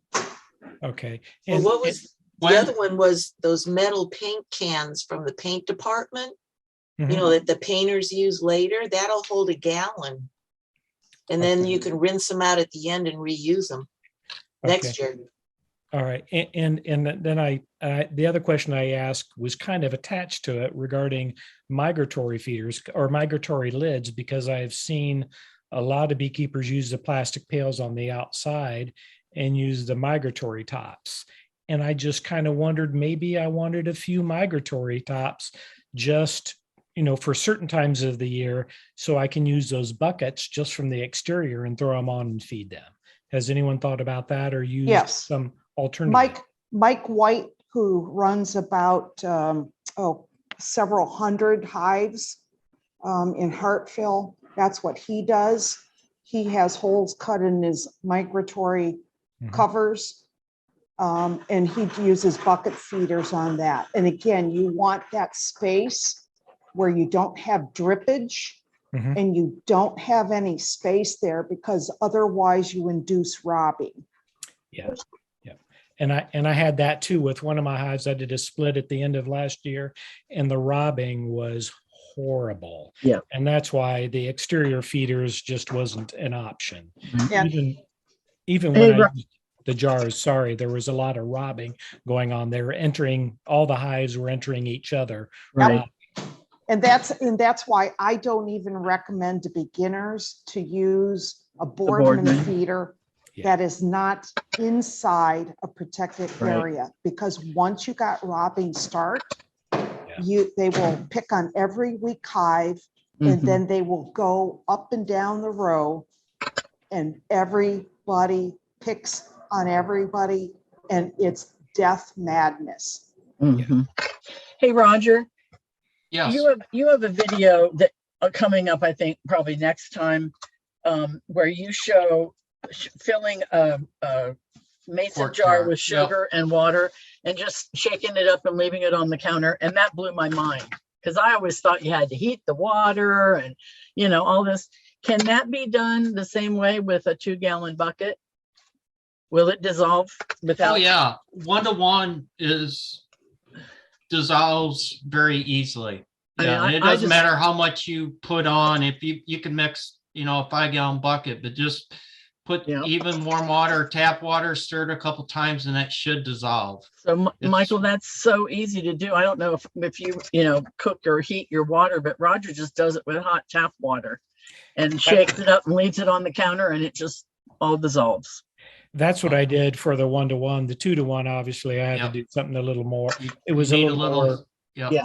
You need heat for that, but yep, we have that video coming up later on too, probably next month or March or April. I'm not positive. And even us older beekeepers learn new things. Yep, we learn from each other in these beginner internship classes. So, Yep. but Right. yeah, Thank you. it can be difficult, and hopefully you won't have to feed your hives that survive the winter too, Mitchell. You just think about that as, maybe you have to, hopefully PETA's not listening, but I'm pretty tough on my bees. You got to earn your way, and I'll help you get started. But once you're off and going, you're on your own pretty much. So, Well, I may do some splits and I may need to feed them. I'd like to grow them Right. a little bit. And I was one of the guys that did the late April or a late May nukes or Okay. packages. So I did that and they went very well. I was a little surprised both packages requeened themselves, which was a little bit of a panic. Yep. And I screwed up a couple things, but anyways, I learned something in that evolution as well. And I learned now that a lot of packages requeen themselves. So I was going to say that packages are good, but they do have a tendency to requeen themselves a lot. And, we don't try to badmouth anything, but that's one of the cons, I guess, of a package is a lot of them. Once they let that queen lay a little bit, and when they figure out that they can raise a new queen, they get rid of the old one. And when Mother Nature, everything works, as in Jason's biology, when Mother Nature and everything work perfectly, you're good. But it's when things don't go properly, the queen doesn't get mated, she doesn't make it back from her mating flight because she got eaten by a swallow or something, or dragonfly, then we have to step in and do things. But as a brand new beekeeper, you're pretty much freaking out at that point, like, where'd my queen go? So yes, sir. And that's when you call your mentor. yeah. So, all right. Thank you. You're welcome. We're gonna move on to assembly, and I got a little introduction about assembling equipment, what needs assembled, and then we're gonna build some frames. So enjoy. Good morning, everyone. Next, we're going to demonstrate how to assemble some of your equipment. Some of your equipment will come pre-assembled. Some of it you can assemble yourself if you choose to do so. First, we have our telescoping or outer lid. Outer lids come assembled. Next, our inner cover. They also come assembled. Honey supers and brood bodies you can assemble yourself. Also, frames can be assembled. All this can be assembled to save yourself some money. You can put plastic foundation in or real wax foundation. It's up to you, personal choice. We have hide bodies that can be assembled, and then we have the bottom board on the very bottom. They will come assembled also. So assembled, assembled, assembled. These, you have your choice. They can come assembled or you can put them together yourself. So sit back and watch the next couple videos. My name's Joe Heider. I'm going to show you how to put together a frame with plastic foundation. This is a solid top bar. There's no cleat. You have two side bars. These aren't even drilled for eyelets because you don't need them. And then the bottom is all one piece instead of split. It is grooved, so the plastic will fit in there. What I do is I take the sides and I put them together. And I get a little bit of glue, Tight Bond 3, and I glue it. Okay, lots of glue. And take the bottom bar, make sure the groove is down. Push it in. Okay, pretty square. I always like to nail the top first.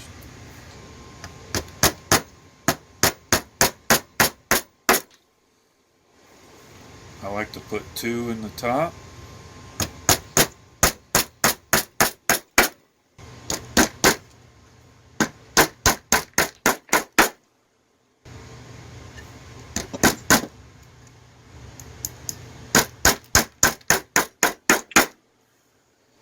Okay, then I flip it over and I do the bottom. I usually just put 1 in the bottom, and I put mine off to the side because that groove is in the middle and I don't want to put the nail right through the groove, so I usually put mine off to the side.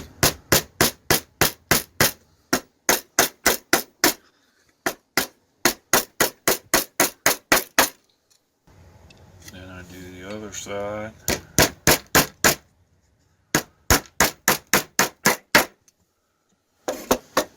Okay, and then the most important nail is the one that goes through here and pins everything, which is also the hardest one to put in.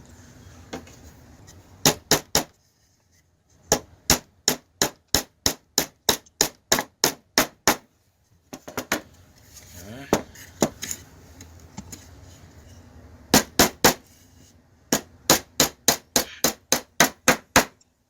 There, frames together.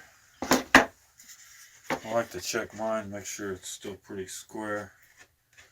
Then I usually let it dry, but for demonstration purposes, we're going to put the wax in it here pretty quick. So here's the wax. I took this corner off. I don't know if you can see it on this side. There's some holes, so you can break these corners off if you want. Just break off. And I always put those to the top. I always go like this.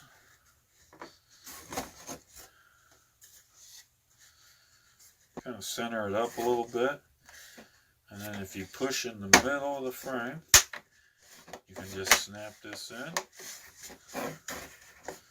It'll slide back and forth, and I put it in the middle. Another way to check square is the space on the side will look about the same.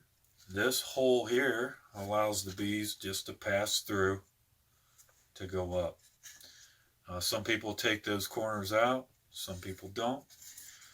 And that is a plastic frame, plastic foundation with a wood frame. We just got done putting the plastic foundation frame together and thought I would show you a frame jig. This one is an older one, still works, was given to me. If you have a lot of frames to do, and you want to make a jig, you can. It's real simple. It'll do 10 at a time, and you just shove the sidebars in like that. I'm only going to do 2, but you could do 10. Bring them here to the side. So if you fill these all the way up, all the way across, it keeps them all pretty square. And then I glue them. I would glue them, and you would just glue them all, glue them all. Then you take your top bar, you put them on.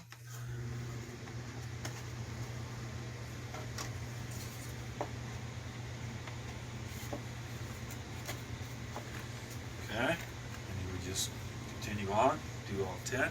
And then I nail mine now. Nice thing about a jig is it holds the frame for you. You're not trying to hold the frame and the nail and everything all at once.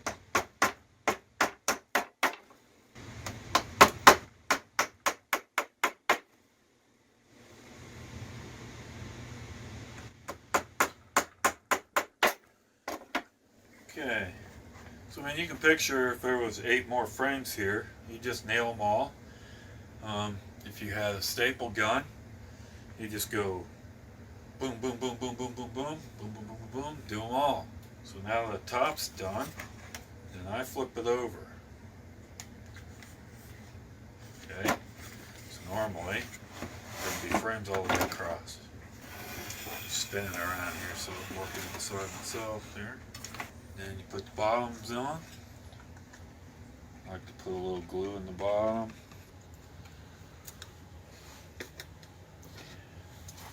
You want this groove down.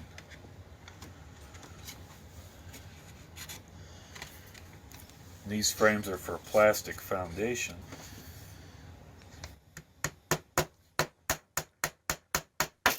Two more.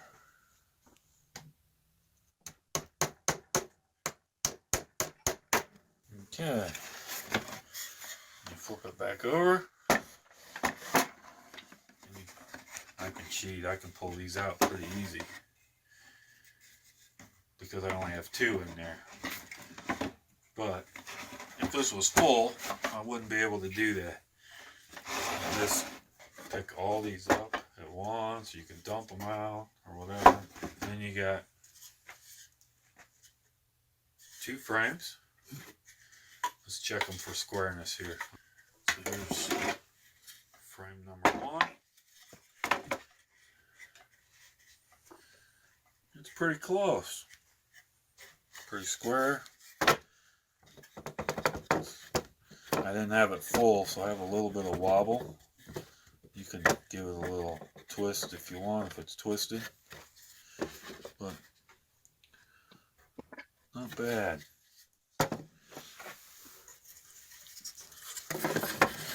Frame number 2. Still pretty square. Not bad at all. So that's using a frame jig. That's it. That's how I use a frame jig. Hello, my name is Randall Westfall, and I'm going to show you how to put together wooden frames with wired wax foundation. The first one we're going to do, I'm going to show you how to do it with support pins, and then I will show you how to do it if you're going to put reinforcement wire in it. So, first thing I do is fill up a little cup with glue. You want to use something that is waterproof. I myself use Type Bond 3, a little acid brush to spread the glue. And it's just a matter of taking your sidebars. I'll do that. Just these are your sidebars. This would be your top bar with the cleat. And then with these being split bottom sidebars, it takes 2 pieces for the bottom. All right, so that kind of gives you an idea of what when I'm talking and calling things different, giving it different names, you'll understand what I'm talking about. So just I take both sidebars together and just give them a coating of glue rather liberally.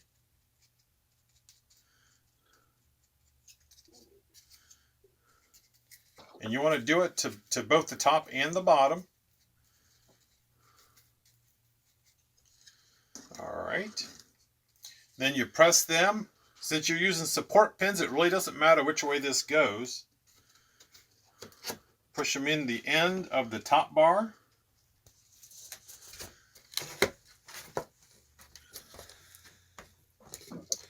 Okay. Then your bottom bars in. And you want to keep them flush with the outside of the frame, the sidebars.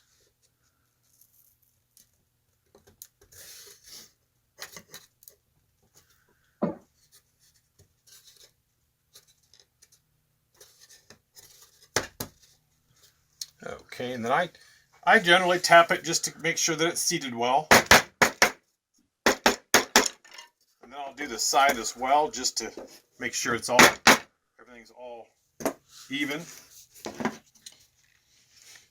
Okay, then I have 1.25 inch brads. Put one in each.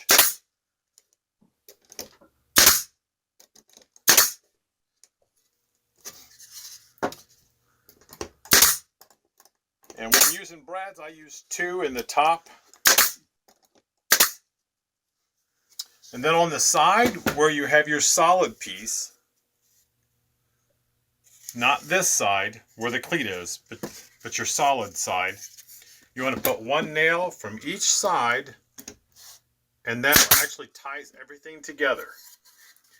That way your top bar can't be pulled away from your bottom bar. Or your top bar, sorry, your top bar can't be pulled away from the sidebars. Okay. And that's all glued together. Now your next step would be to,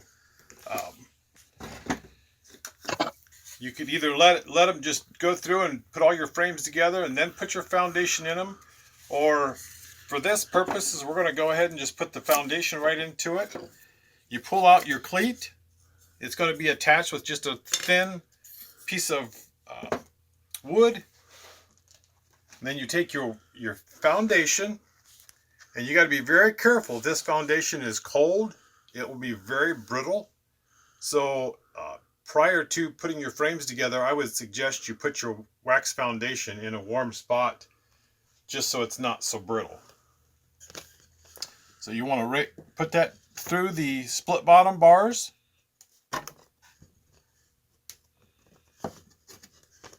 Then let it sit on the top bar.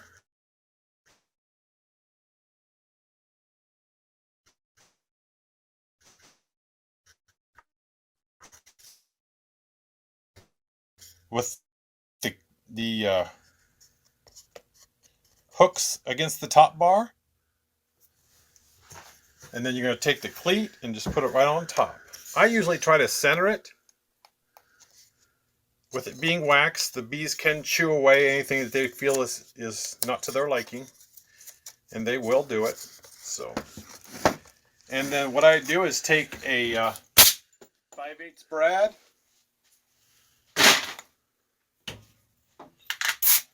And nail that so that's fast.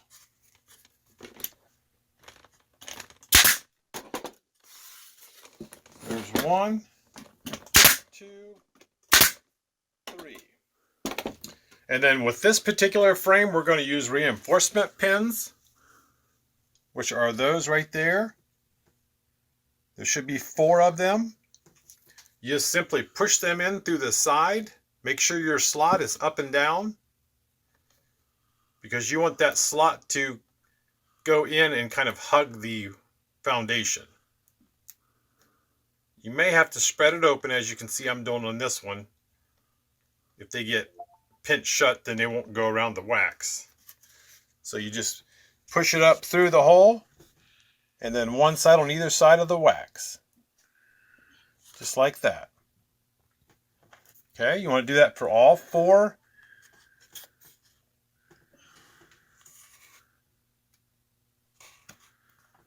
There's 2.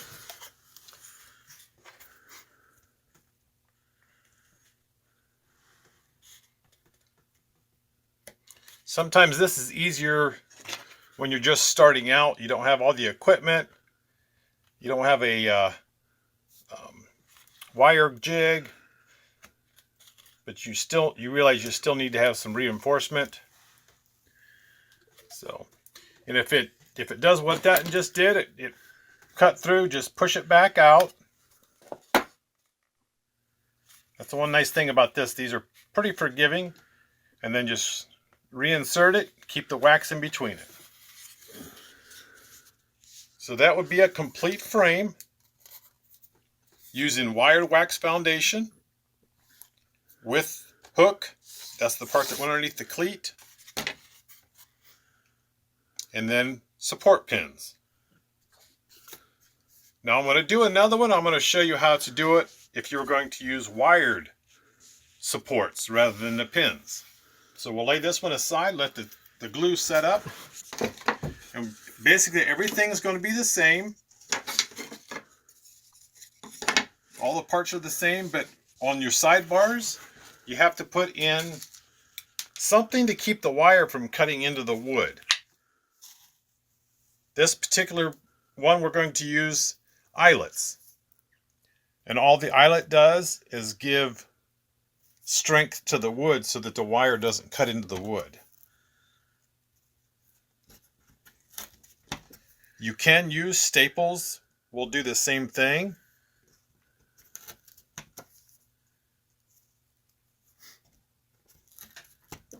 So you put one in each hole on the side, and then I usually turn them towards the outside. And then go back to gluing just like you did on the other one.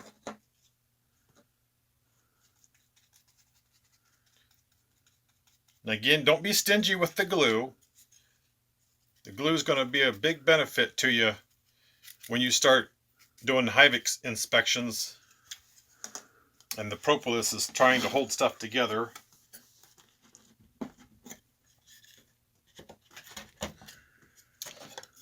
Okay. Put it in the top bar, and then put in the split bottom bars.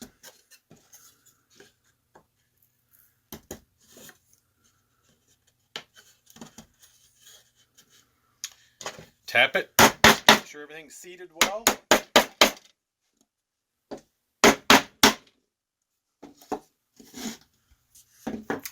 Okay.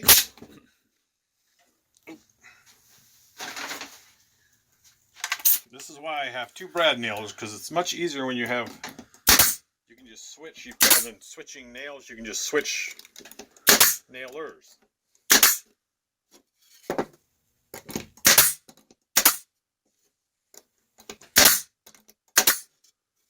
And again, you put one through the side bar into the meat of the top bar. And I do go a little bit at an angle. Okay. Now you would probably, if you're making a bunch of them, you'd go through and put all your frames together. But here again for this, we will go ahead and go to our next step, which would be putting wire into it. Which the first thing you would need to do is put a 5/8 inch brad in the side. That's how you're going to secure your wire. And then we'll go get the wiring jig, and we'll show you how to put wire in the frame. All right, we're ready to start doing the wire reinforcement on the frame. This is a wiring jig. It's got nails to hold the ears of your top bar, and then a nail also to hold the bottom bar. That way it holds the frame secure. You just basically sit in there like so, stretch the bottom bar out over top of that nail, and then it holds it pretty secure. And then as you can see, I actually had fixed the wire to the board. That way everything's nice and solid. We've put the 5/8 brad on to hold the wire. Then I'll just feed the wire through the eyelets that we put in.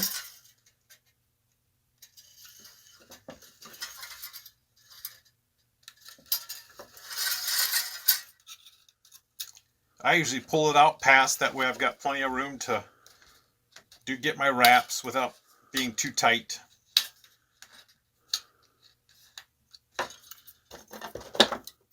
Then I make sure that get that last little bit so it doesn't catch your finger. I can speak from experience. I've had that stab me in the finger and it hurts. So then once you've got it wrapped, I go at least 2 times, and 3 is preferable for me at least. And then you just want to start pulling your wire back and tighten it up. I found the easiest way to do that is with a pair of needle nose pliers. Once you've got it tight, just hold it there with your finger and then wrap it around the nail 3 times. And then put your nail down, and then you can just break your wire off, and then it'll hold it. Pull it out of the frame, and the wire will be somewhat tight, but then you can take a crimping tool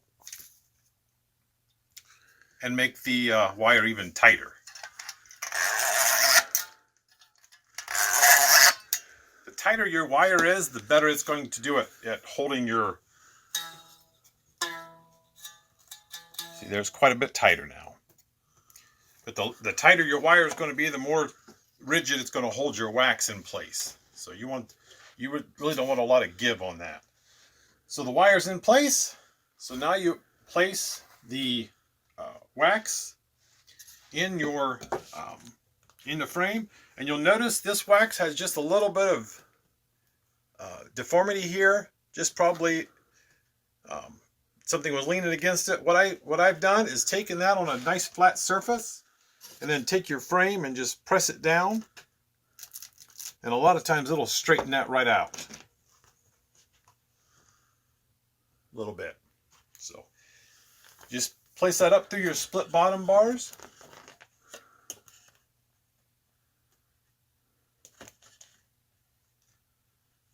And if you start at one end usually and work your way across, it goes in pretty easily.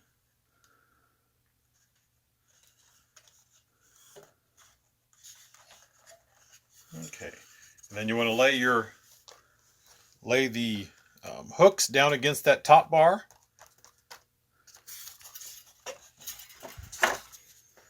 Take your cleat, place it in there, and then press it down and in, and then you're ready to nail it.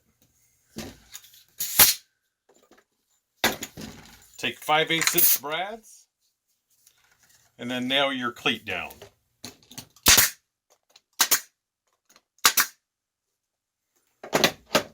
Okay. Set the jig aside, and then we want to embed the wire into the wax. So what you do is I take a 2x4, lay it down, and it's cut just to the length of the inside of the frame. Your frame will lay right in there. And then you take a couple leads that are hooked to a 12-volt battery, and you'll just basically heat up the wire and then melt the wax around the wire, which will also then encase the wire in wax. So you just take your 2 leads like so, one on one side, one on the other, and then you just tap it. If you go too long, it'll actually melt the wire, so you don't want to go too long. Okay. Hopefully you're able to see how it melted the wax and then made the wax solid right around the wire and just absorbed it. And see, it makes it nice and solid.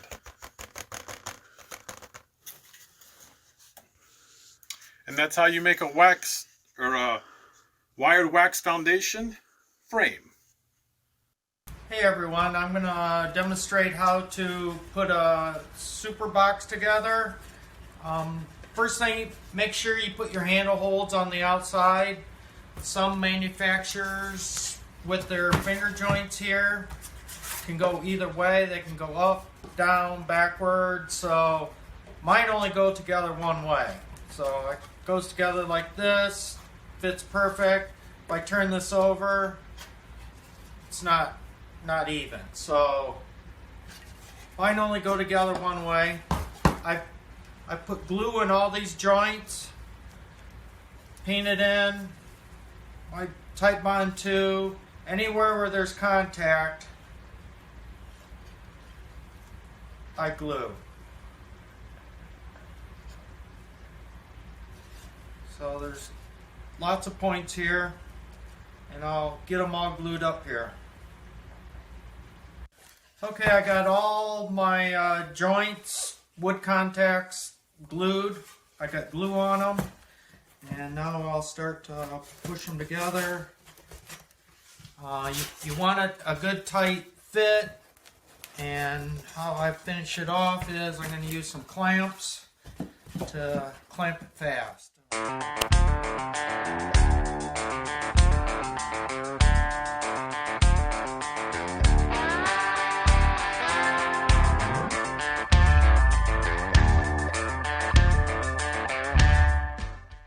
Work my way down. I want everything to be nice and, like I said, nice and tight. Put a clamp over here, and I'll draw this. Watch this draw down over here. Push it tight. Push some glue out. I'll start once I get it fairly square, and once if you get all the fingers pushed down nice and tight, the top here, you can see where I'm squishing the glue out. That's a good sign.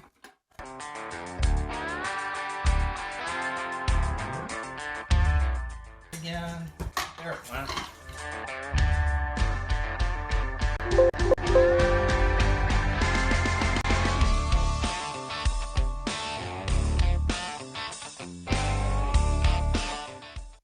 I use a 1.5-inch staple, and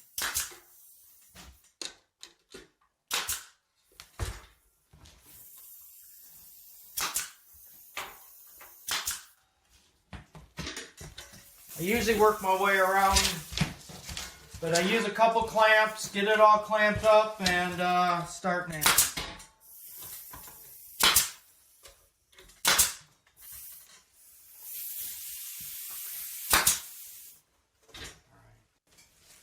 Okay, once I get this stapled, I go around and make sure every finger has a staple in it. I take a rag, wipe any excess glue off. Every once in a while I do miss one. Here I got a staple that didn't go all the way in, so I'll take a hammer and peen that down so it's flush. Maybe the staple hit a knot, maybe I didn't have enough air pressure. Anything could happen, but I want this nice and flat. Makes it easier to paint. Usually when I'm building boxes, I'll build boxes all day long. The next day I come along and I take some caulk and I caulk the open grain here. So there's some open grain on these fingers, and this is the first place they rot, is on these ends. Right here, up in here. This is where your hive tool will scrape. So I try to fill that open grain with some caulk.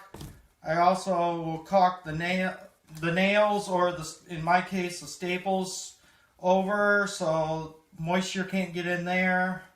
Basically I'm trying to waterproof this end up.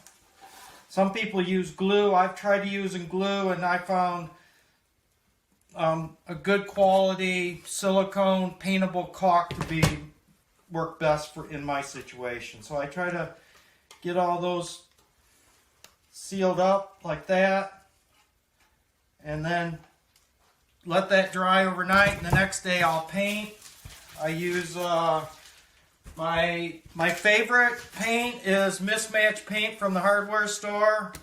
Menards sells gallons of paint for $5. Mismatched paint. This happens to be Dutch Boy Max Bond. It's got exterior. Always use exterior. I've used stain in the past. Whatever I can get a good deal on. I've had good luck using stain or paint. You only need to paint the outside of the box, not the inside. The bees will take care of this. There's a lot of debate if you paint this. Latex paint does take a long time to dry. And when you stack these up when you're painting, they will kind of glue together. I prefer to get some paint on this edge because this is where the water will pool when you stack boxes on top of each other. It's also where your hive tool will come in here to pry them apart because the bees will propolis them. So it takes a lot of damage here. So I try to get a little bit of paint on it. It's all personal preference there, but paint the outsides, leave the insides go.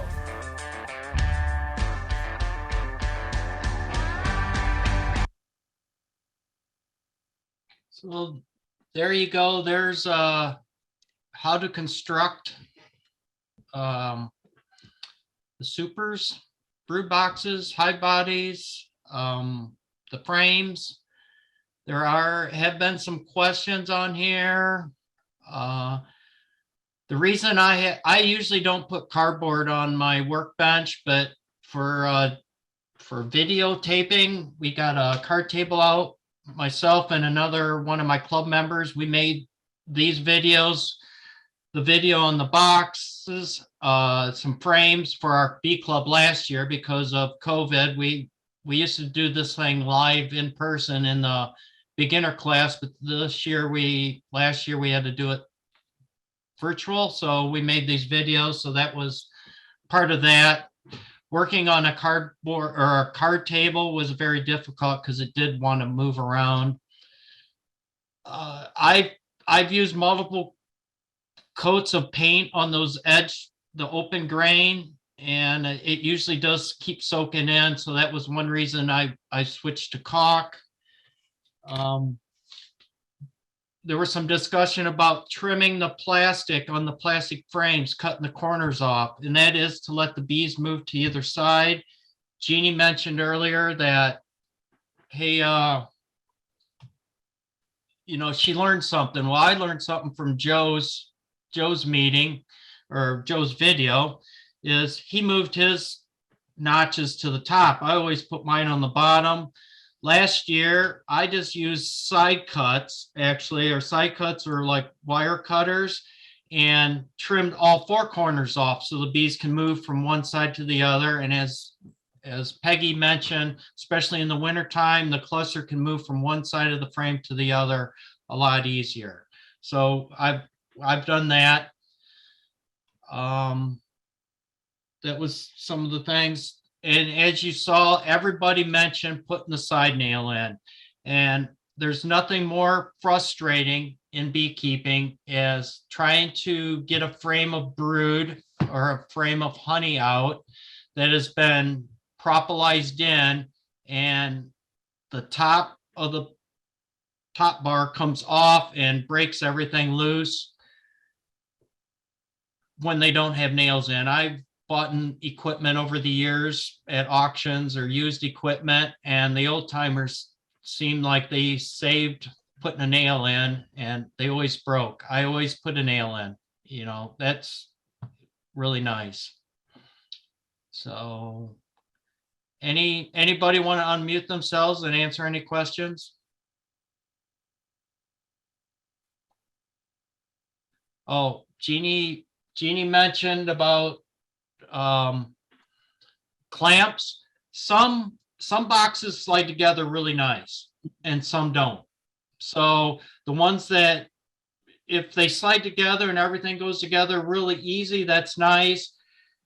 The manufacturer I was buying from for many years, they would not slide together. Even when you got glue on, everything was slippery.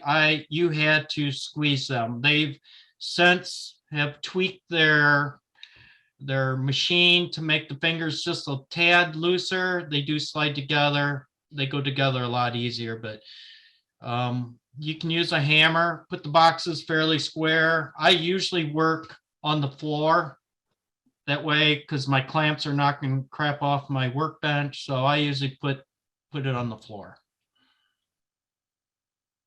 Anybody have anything else they want to add? I think make sure it's square, Mhm. flat and square, because otherwise you'll have years of problem.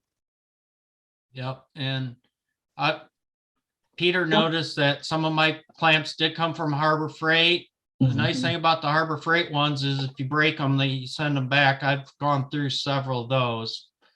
They're not my favorite. Somebody asked about what you can use if you can't use latex paint. You can use oil-based paint or stain. Yep. I have stained. What I like about stain is it doesn't peel off. I don't have to scrape it. After many years of use, when I hate scraping paint. I don't mind painting the first time, but I hate scraping paint into the future. So Peter says he likes the Dedant better than the Man Lake. And sometimes a lot of times it's just the run too. Sometimes maybe the machine wasn't sharp or whatever. Also be careful when you buy frames. Don't think all the sidebars will hook onto any other manufacturer's top bars, because they don't. And I even had one company, I bought like 1,000 of them, and a couple years later I went back to buy more and they didn't fit. I had to widen them out with the table saw. So always try to get as many as you can. And see, that's about it. Yeah. Paint and prime or stain. Nails, you can nail them. I would recommend probably pre-drilling a hole in it. I buy most of my beadwork or my boxes. My woodenware comes from the Amish and they don't drill holes. So putting the staple in makes it much easier. It's much faster. I'll tell a little story. When I first started using my air nailer, I had owned an air nailer, but I'd never used it much. And I bought probably some yellow pine that came from a manufacturer. You couldn't pound a nail in it. Every nail bent over. So it was like, well, how am I going to get this all together? So I went and got my air nailer, worked perfect. That was the end of me pounding nails like Joe does. So I use an air nailer for everything now. But galvanized nails do work. Just make sure they're long enough to attach, and type bond 2, type bond 3, back to it's just another personal preference. I use 2. I'm going to paint. It's all inside. Type bond 3 is more of a waterproof, but it is much more expensive. So somebody, I think it was Peter mentioned about finding the Amish. There are a lot of Amish in Ohio that make really nice woodenware, and that's where I get mine made over by Ashland from a gentleman, and it's beautiful wood. I can't go to Lowe's or Home Depot and even buy the wood for what they will cut it for me to specs, ready to assemble. I do like assembling my own stuff. I do see some pre-assembled stuff, not necessarily from the big B suppliers, but like Tractor Supply or Rural King, whoever they buy it from, that come assembled, but it's very shoddy. I doubt if there's even glue in it. So I've seen brood boxes come apart the first year. So I don't recommend. That's why I put it together myself. I know it's put together correctly. They want to know, I buy my woodenware straight from Dennis Kobolitz in Ashland. I don't have his contact information with me, but that's my Amish supplier, And we have one in Ashland, Elmer, Elmer. Yep. the guy in the wheelchair. He's handicapped and he builds wood. He's amazing. He's amazing. But I have his contact and his price sheet that I can post. Right. I just don't have it with me right today, but yeah, I have it some too. So We can post it on Facebook. Yep. Okay, we'll do that. We'll make sure you get that. Does anybody else have any questions about assembly? Okay, hearing none, seeing none, we're gonna get to the Well, last. I've got a question. Go ahead, Will. Hello. Hey, Will Merrill here.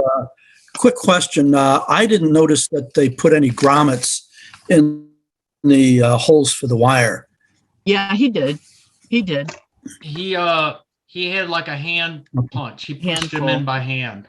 He didn't tap them in with the hammer. But yep, Right. there was grommets, the metal Okay. grommets. Yep. Okay. Some people will put I didn't notice. I apologize for the question. Oh, it's all right. I have a beekeeping friend that actually puts he has an air staple gun. It puts a little, like a staple, like you would use for tar paper on that. I think they're called T20s, right where that wire will run instead of the grommets too. So, and I personally am lazy and I don't even put the grommet in, and it does cut into the wood, but what we're trying to do is keep that real wax foundation from buckling in the middle before the bees get it all built out. And once it gets too much of a curve, it can be a kind of a pain in the butt to work with. So anyone else? All right, our last speaker of the day will be Jeannie Sham, who's been here answering questions about location of your beehive in your bee yard. So. All righty. We're going to talk about a decision that you have to make. All righty. We're going to talk about a decision that you have to make. It's kind of the most basic one before you ever start, and it's something that you can start thinking about now before you even have your bees and your hive equipment. Where are you going to put your hives, your apiary? Sorry about this. Jeannie didn't show up on the screen. Water sources for the bees. Can I do something to floral help? sources for the No. pollen and the nectar, and the placement I on gotta your get you property. stopped now. A lot of things to consider for those things. There for you the go. Placement. So the first thing that you need to know are I what think are Jamie the fixed zoning it. and legal Thanks, Jamie. restrictions in your area. There are rules from Ohio State. They're in the Ohio Revised Code. There are rules in if you live in a village or a city, there may be regulations. Even townships and counties have regulations. Sometimes they're difficult to find. You have to look, you have to use different words: laws, rules, code, regulations, things like that. If you can't find anything, online, call your village or your township leadership and ask. The regulations typically are regarding the number of hives you're allowed to have. Oftentimes there's a acreage limitation. I know in the village that's close to me, if you live inside the village, you have to have an acre to have bees. And that's very unlikely if you're living in a village with neighborhoods. So basically you can't really have bees in that community. They also will regulate placement. They'll tell you how far away from the property line they have to be, how many you're allowed or what direction they're facing. Many times communities don't have necessarily specific regulations about beehives, but they do have a nuisance law about pets and animals. And so they can, come and look and check, and people can complain about your bees under the nuisance law. So those are all things you have to consider before you even buy your first woodenware. Probably one of the most important things to think about when you're placing your hives is the more sun, the better. Especially you want them to have morning sun, You're wanting to face your hives east or southeast, and you want that morning sun on your hives to get the bees woken up and out foraging early in the day. It gives a longer workday for the bees. The other thing is if you put them in too much shade, the hive beetles will infest your hives. They like shade. So if you put it in the sun, you're kind of eliminating that issue, hopefully. It is a little warmer for us beekeepers to have hives in the full sun. If you have a lot that doesn't have full sun, whoops, sorry about that. I don't know how we went backwards. Do the best you can, put it in a place where at least we'll get morning sun. You also want it in a place where there's wind protection if you can. And on my property, the place that we put our hives does not have a windbreak on the west side. They talk about north wind, but really in central Ohio anyway, the weather comes from the west. And so and on our property, that's where we really need a windbreak, because we don't have a tree line or a fence. Oftentimes we will have to put something up to make a windbreak. It can be hay bales, it can be tarps attached to T-posts that you pound in the ground. The one thing to be careful of is not to put the windbreak right up against the hives. There has to be air circulation around the hives, or they will draw moisture, and remember that water kills bees. You can see in this picture there's a natural wind protection with a tree line there, and that's a great place to put hives. But again, if you don't have hives or have a windbreak, you can make one if needed. The other thing is that you want easy access. You want to be able to get around your hive if you can on all four sides, but at least on two, so that you're not standing in front of your landing board. You do not want to work your hive from the front. You're in the way of the bees, and they will not be happy if you are blocking their entrance. So it's nice to have a way to get around. It's also great to kind of clear the land around your hives and put mulch down or the fabric to keep the weeds from growing up and give you a little easier access to the hives. You want it to be on flat ground. You want it to be on solid ground. You don't want it to be on a boggy area that's going to draw, be wet, and the hives and the bricks will start sinking into the ground, at certain periods of the year. So think about that.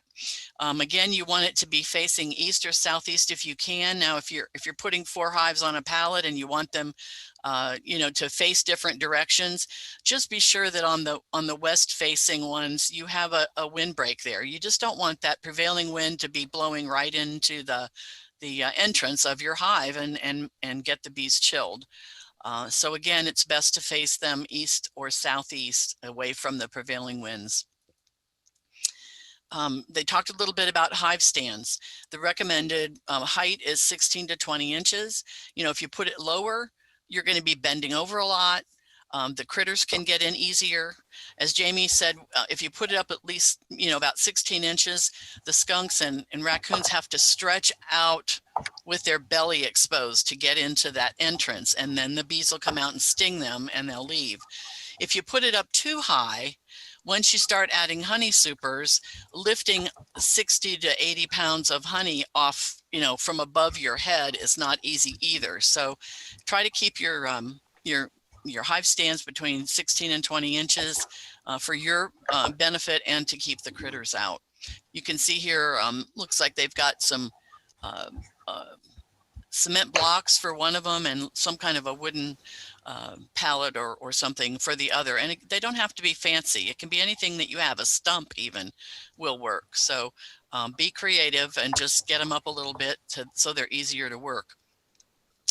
The other thing that you need to think about is this. When the bees come out of the entrance, they are coming out at 16 to 20 inches.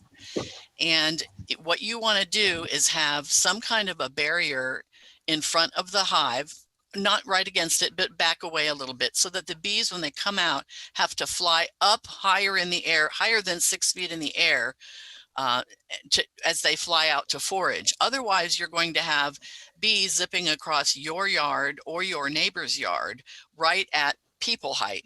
And that's, when it becomes a nuisance and people are getting stung. If you look in this yard, there's a fence behind it, and then you can't kind of see the tree line, but there's a tree line that comes, several feet away from it on the other side of the yard. So then when the bees come out of the hive, they can only go maybe 5 or 6 feet before they've got to go up. And that's where you want them when they're leaving to go foraging, is to go up.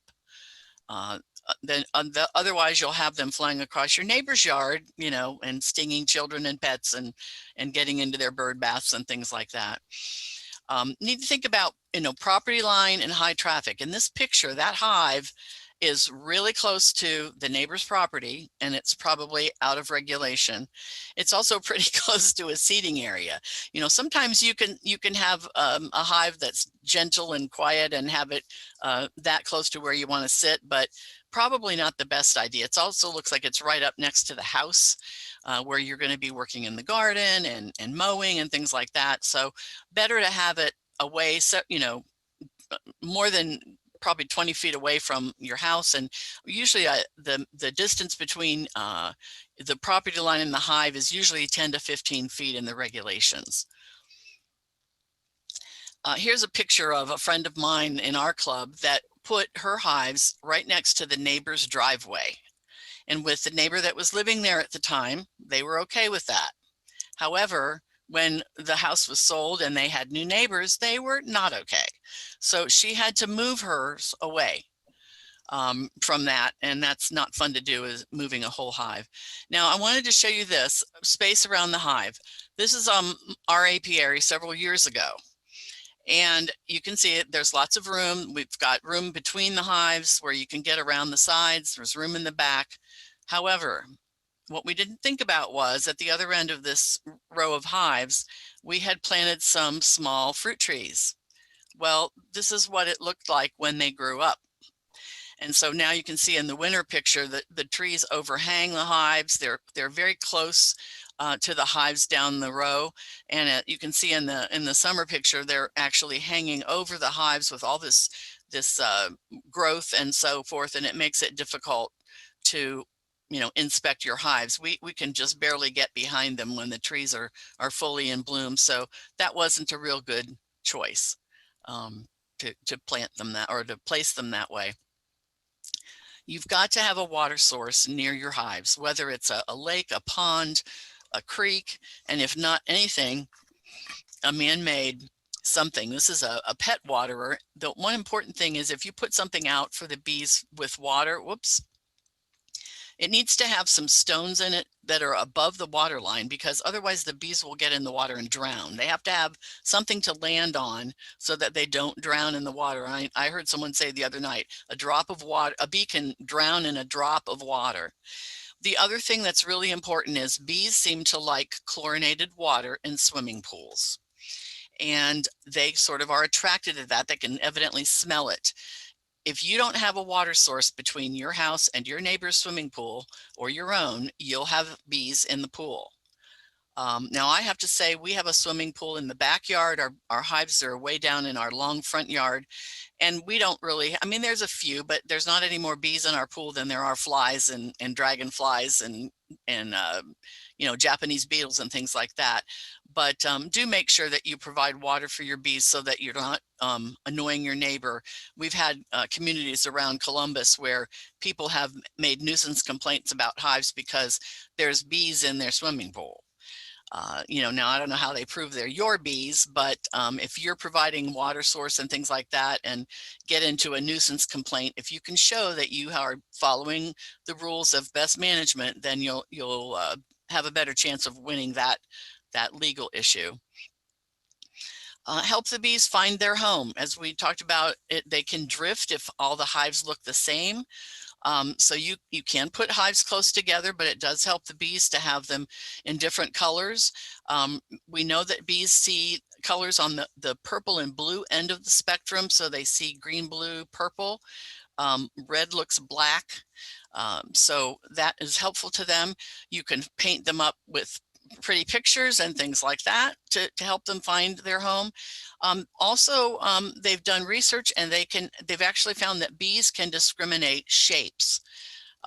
not just colors, but shapes. So squares, triangles, circles, diamonds. So you can paint different shapes on your landing board or the front of your hive.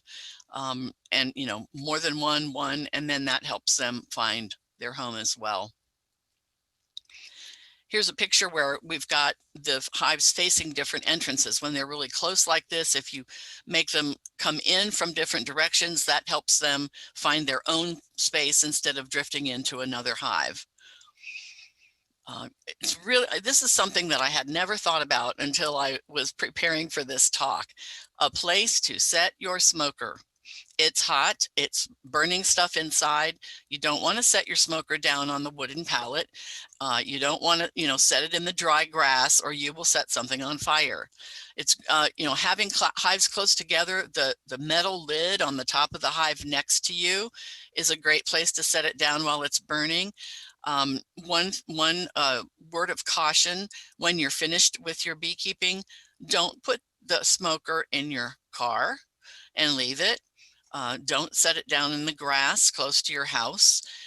Put it somewhere, put it on a sidewalk, put it in a gravel driveway, because it will burn for a while and you really don't need to set in. There have been stories of people who've set their grass on fire or their car on fire. So be careful with that.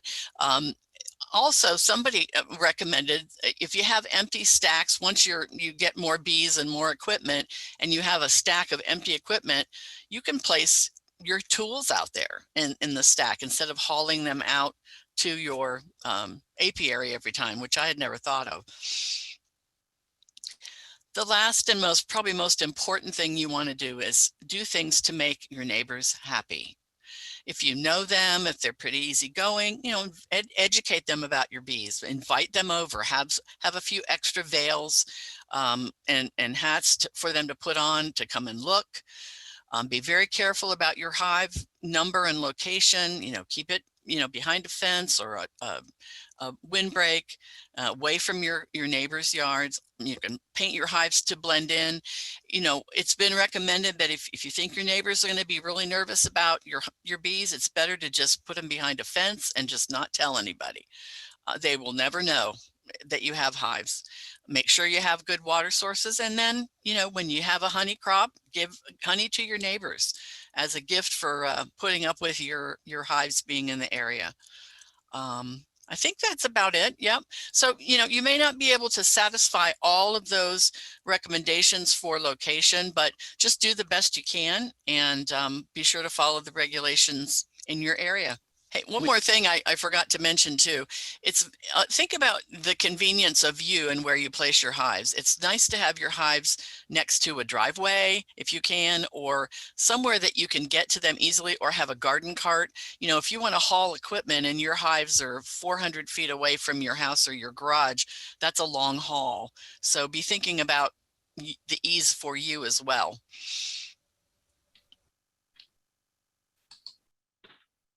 All right, thank you, Jeannie. Do we have questions? Since Jeannie's right here and can answer questions, if anybody wants to unmute yourself and ask Jeannie. Lorraine talked about a 5-gallon bucket for water. There's thousands of ways to water your bees. The main thing is don't let it run dry, and make sure you have some way for the bees to, if they fall in, to get back out, or if they can walk on it. I use a large 55-gallon barrel that I cut in two so I can get 2 out of it for some out yards, and I put water plants in there. The bees land on the water plants and they're all tucked in and they get a drink there. The bees really don't need lots of water. I've seen them. I have a little creek by my house. The bees there will stand in the mud and suck moisture out of the mud. Right. So they're not down at the water line, they're up in the mud. So they just need water, somewhere to get a drink. Our neighbors have a big pond, and their house sits way back off of it. So we don't really worry about providing water because it's so close. And we do have a swimming pool in our backyard, and they don't really bother it much. There might be 2 or 3 bees in the pool dead. One of the recommendations I've heard, it's that there are minerals in the chlorine in the water that they're going after. And of course, they can smell the chlorine. And some people have even recommended if you have neighbors with pools and there's a problem, to put a little chlorine water in your water to try to attract them to that. Somebody asked about bears. We do have bears along the edge of Lancaster that have been coming in and getting into people's apiaries. And yes, you don't even have to put up a fence, Brad. You just put up an electric fence. And that's exactly what people do for the bear issue. The only thing you got to do is remember to turn it on after you've been out in your apiary. Don't forget that. Oh, and move your hives in far enough that the bear can't reach between the wires and grab bees or parts of your hive and drag it through too. Windbreaks are really good. Natural tree windbreaks are the best, but when that doesn't happen, I use pallets that I stand on end with T-posts. Some people use straw in the winter. It's mainly a winter thing more than a summer issue. Trying to break that cold. Yeah. Be creative. One year we pulled our big camper up near the hives like at the edge of our driveway, just to block the wind, and that was okay. That did it for that particular winter. But I've seen people use old windows that are stacked against the garage and stack them up against the hives and just all kinds of things. So it doesn't have to be pretty. It just has to do the job. Yep. Jamie helped me make a video. We have a video that comes up like in June or July that actually I put them on the east side of a falling down barn to break the wind. But the barn's seen its better days, but it makes a beautiful windbreak for a apiary of about 20-30 hives. So, yep, they're not pretty. Claire, if you want to unmute yourself, go ahead. I see you got your hand up. Yeah, I just had a quick question about, is there like a safe or like a standard distance I should take when I'm mowing my grass around the hives? That's one of those tricky areas. I know Jamie highly recommends wearing your bee suit when you mow in front of your hives. One of the big things is I mow right up to some of my hives, mow the mower right by them. The main thing what you want to do is drive on by your row of hives, make a loop around your yard before you come back. Don't stop in front, back up, things like that. Don't make a really tight circle. Let the bees settle back down before you come by again. Do not blow the grass up on the entrance. They will come boiling out mad if you plug up their entrance with grass. So always discharge the grass away. Every once in a while you'll get stung, usually by the bee coming home, and she's got her eyes set exactly on the entrance, and you end up blocking it as you come by, and she runs into you. Maybe it'll give you a little sting. Typically, our hives are closer so that you can't mow between them. I mean, if you wanted to mow between them, I'm not sure I'd recommend that. They'd have to be as wide as your mower. We just have enough space between our hives to be able to stand there and work and bend over. And really, we recommend that you either mulch or you can put down old carpet, you can put down cardboard with mulch over it in front, so that you have, and even in back, so that you have at least, 6 feet of space, and in the back as well. And then you don't have to mow so close. You'll have to just cut things down by hand in between if they're in your way. Yep. String trimmers can be the worst. For some reason, they don't know if it's the vibration or the sound, but if I string trim in front of my hives, and especially my out yards where I don't really control what grows around them, I always have my bee suit on for that. And every once in a while they'll come out, but for the most part, they're usually pretty calm about it. But another thing, don't hit the mower, bump the beehive or the base. That will get them, they'll come out really quick that way too. So, you need to respect it, be very careful of what you're doing around there. Brad wants to know, can you mow at night? I'm not sure if anybody's ever done it. The only problem with doing it at night is that all the bees are home. All the foragers are in there, so there's more bees. And if you disturb them, then there's more bees to come out and get you. Yep. So I usually mow middle of the day, foragers, they're happy. And I'm not gonna say I was never stung. I've been stung so many times in my life that they all just blend together, but I haven't been stung too often mowing the lawn. So, but the main thing is you don't want to stop in front of the hive and back up, because back up, you have a tendency to bump them. Yeah, mowing at night just means everybody's there. And just because it's night doesn't mean they won't come out and fly. And if they do fly at night, they're always mad and ready to sting. I think they fly backwards at night, so they hit you with the stinger first. Jamie says he's done it twice and he's been attacked both times. So coming from experience, we've all done crazy things in our lives with our bees, and we're all here to try to give you better advice so you don't do it. And yes, they hate the string mower. They hate a gas-powered weed whacker. I think it's the sound, not the decibel, just the vibration, the pitch. Yep. They hate it. They absolutely hate it. So, all good questions. Thank you, everyone, for participating there. We have one, I know we're already running past. We have a small video of how to light a smoker. And I'll tell you, if you already own a smoker and you're going to do this, start practicing to light your smoker. No matter how, try different ways, different fuels. It's hard to be a master of the smoker. And we all make jokes about the only time my smoker seems to burn is when it's in the back of my truck going down the road to my next apiary. So. Yep. The hard part about the smoker is that you have to build the fire so that it lasts long. I'm going to demonstrate today how to start a smoker. It's okay. But since I know I'm the first one up to talk about smokers, I might as well talk about different kinds of smokers, the fuel for smokers, and then I'm going to try to light my smoker. So there are various brands of smokers. This smoker doesn't have a tube inside. I would much rather have one like this. This allows air to get underneath your flammable material. This one, all the flammable material will fall down, your ash falls down and have a tendency to put the fire out. The one good thing it does have a guard on it.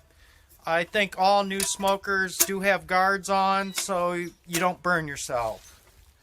This smoker's a little bit older, but it has I'm going to call it a foot. It slides down in here first and it keeps your flammable material up above, and you puff the air underneath it so it will breathe.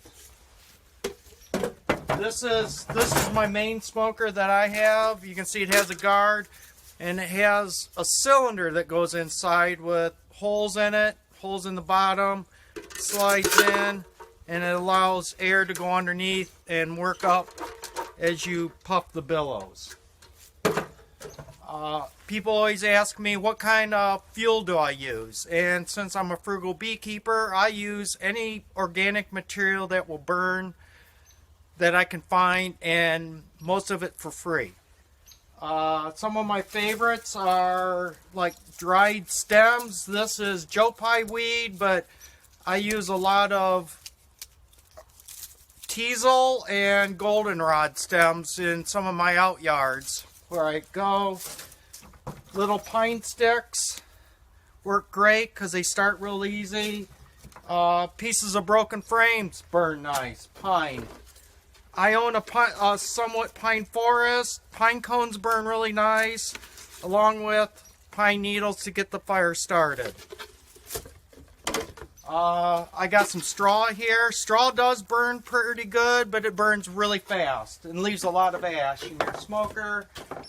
this is sweepings off my driveway after my oaks bloom. The little oak blossoms work great. There's always some leaves mixed in with it, some stems, some sticks. Again, while I'm assembling frames, when I square everything up, I have some fine shavings. I do not like sawdust. Sawdust has a tendency to pack down in the bottom of your smoker and put your fire out. Burlap, if you have a source for burlap that's untreated, it works very good. Do not burn anything in your smoker that may have been treated with a pesticide or something. And my go-to fuel now, after I get the fire going, are wood pellets that would go in a wood pellet stove. 2 years ago, 2019, we had a very wet summer, and I could not get enough dry pine needles, leaves, pine cones to keep enough fires, so I went to burning these wood pellets. They work great. I know a lot of people use wood shavings for like bedding for animals. That works good because you can get some air underneath it. So with that little explanation, we're gonna attempt to light this smoker up. I always start with some newspaper. I like having the newspaper ripped into strips because it'll go down in the smoker good. I usually start with quite a bunch of paper, wad it up, and today we're gonna try to light the smoker the old-fashioned way with just some matches. And even though I don't think there's very much wind today, the wind just blew that one out. That's why you won't see very many beekeepers using matches anymore. There we go. Match in. And I want to get my fire down at the bottom. Fire likes to burn its way to the top without putting it out. So we'll just keep feeding it. I use my hive tool to kind of work stuff down, break some of these stems up, let them get burning. Like I said, I use different stuff to get it going. These little pine shavings, they burn pretty quick. And as I keep billowing air in here, gives a little charge of fire. We want to get, as the fire works down, you want your fuel to keep falling in. One of the things I think most beekeepers do is they get it going about like this. They get some smoke, throw the lid on quick, ready to go, puff it a few times, think it's good, and in about 3 minutes it goes out because the fire's not going good enough. So we gotta keep the fire going until we have a nice fire. I'm gonna put some more paper in here since I put the lid on it. Because we want this fire to burn as long as you're working your bees. Now, even with 1 or 2 hives, you can easily spend a half hour, 45 minutes, or an hour. And you don't want to keep going back and having to relight this. That becomes quite the chore. So I like putting up some burlap in, and then I put my wood pellets on top of it so they don't all fall to the bottom of my smoker and get lodged in there.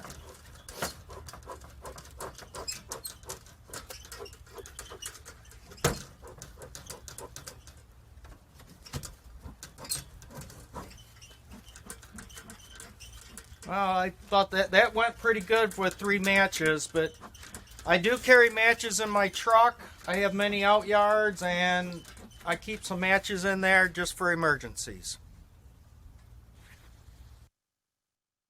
And there we go. That's the end of our videos for today. Anybody have any questions about lighting smokers? Peter mentioned earlier before we went to the smoker video about different breeds of bees being upset. I've had Russians before. I've had Carnolians. I'm not going to say they're any meaner mowing by than the Italians. So a lot depends on what you're doing there. Brad asked the question about used equipment. Used equipment is supposed to be inspected by your county bee inspector before it is sold. As far as getting it from your dad, I would say technically it doesn't need to be probably inspected because it's your own family. But you want to know why did his bees die? Did they die of foul brood? Did they die of bromites? That would be my number one question. I don't know how much good a shape it is. You know, most of the disease is going to be in your combs. So if you get rid of all the combs, take a torch and scorch the inside of your boxes really, really good. You know, kind of char it a little bit. That'll probably take care of most of your problems, you know, to avoid. But the biggest, he sold it all up. It kept smaller equipment. All the boxes are brand new. If the boxes are brand new, never been used, you shouldn't have any issues. So Jamie wrote, practice the smoker. Yep.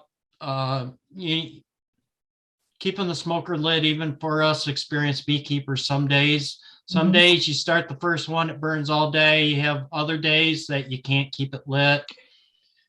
Well, and you saw Roger putting different materials in. Basically, it's just like building a fire. You need to get the little stuff going and then get the fire hot enough that when you put the bigger things in, like the burlap and the wood pellets, that will burn longer and sort of smolder. So that's kind of the trick. You got to have different materials of different sizes, just like when you build a fire. Yep. So you start out small. The one reason those like dried stems work so good is it's a hollow tube, so the air goes up the middle too, and they'll really get burning nice. So anybody else have experienced beekeepers have tricks of lighting their smokers? I just pack it full of wood, kind of like wood chips from firewood splitting, and then hit the bottom of it with the blowtorch, and it lasts for several hours. Yeah. But I wanted to go back and revisit what Brad had talked about. There was an outbreak last year with American foul brood, and since spores never die except for high heat, is make sure that either you know for sure why that hive died, or just it doesn't cost you anything to have it inspected. Have them somebody come out to come look at it to make sure it was an American foul brood. And again, to reiterate what Roger said, the foundation, the old comb, is correct, your highest risk item in anything. And if there's old comb at all, it's cheap enough to replace. So replace that comb, replace the frames. And then burn the inside of the box. Yep, scorch it. Yeah. But he later said all the boxes were new. So even if they've been sitting there and haven't been used, they shouldn't have any disease in them. Correct. Being brand new. And yeah, and that's true. And the other thing that works really good for smoker fuel is like old coffee sacks, burlap. They're not treated. You basically roll that into a tight roll. You cut it to the height of your smoker. You roll it into a tight roll and tie it with some jute string. Once you get that little fire started and a little bit of smoker fuel, you stick that burlap in, and that will stay lit for hours. Good. There's always many ways of using all of it. And like I said, the burlap works great. You just want to make sure it hasn't been treated. Like old coffee bags probably work the best. Jamie mentioned earlier, does everybody know how to download those documents that were put into the chats that we put in? If you click on them, they should download into your computer. So if you go back and I'll just throw them in again, but if you click on them, they will, you can download them onto your computer. So you got a copy of them. You can do it right now. Yep, I'm putting them back in So again. that, yeah, And and I uploaded one too. yep. And Jeannie put hers in, I'll get so mine again. The one I'm uploading is Elmer, the guy that Stony Acres is the So name of his place. if you want a copy of those, that way you have them for reference into the future. Does anybody have any questions? I know some of us are new to this. We're doing our best with trying to get you going. Really, for this month, most And- of you won't have your hives yet. You haven't maybe taken your classes. Just read, you know, you probably don't even have your book yet, but you can borrow from the library. You can read and find things on YouTube. Just remember that what you see on YouTube is sometimes not best practice. On YouTube, you're going to see a lot of people working their bees without a suit or gloves or a veil. Not a good idea. There's all kinds of crazy things on YouTube. There's Mhm. very good videos, and there's videos that I've watched and I cringe the whole time I'm watching them, where I even shut them off because they're so crazy. So Jamie, do we have links on the new website to some of the better videos and beekeepers, you know, well-known beekeepers? Like under resources? I haven't looked yet. We just launched Peggy might be able, not as yet. Not as yet. Okay. So our website that I showed earlier at Ohio State Beekeepers, it's new, start about a month now it's been up, but we're still tweaking things, still getting things to download, adding right. and getting it up and running correctly. So there will be more things as time goes on. We're adding things, trying to make it user friendly. So it's coming. Does anybody want to unmute themselves and ask any more questions? Well, we're here to answer.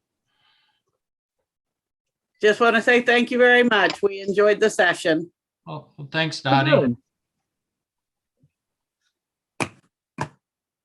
Anyone else with any questions? Dakota, you got your hand up? Can I use burlap bags in the smoker? Burlap feed bags? Sure, I would think so. If they they're had not feed in them, they treated shouldn't with be treated. insecticide, Right. some of them get sprayed. How would you know? Ask where you get them from. The coffee places, because it's a food item in them a lot of times. Well, it's feed for our pigs and chickens. Correct. I would still ask. I would ask because of. They treat it for rodent also. Right. Oh. Okay. It's surprising that it's surprising you still get burlap feed bags. Yeah, yeah. You might even have to get on the manufacturer's website. I'm not sure if you bought it at Tractor Supply and you ask the guy at the counter, they won't know.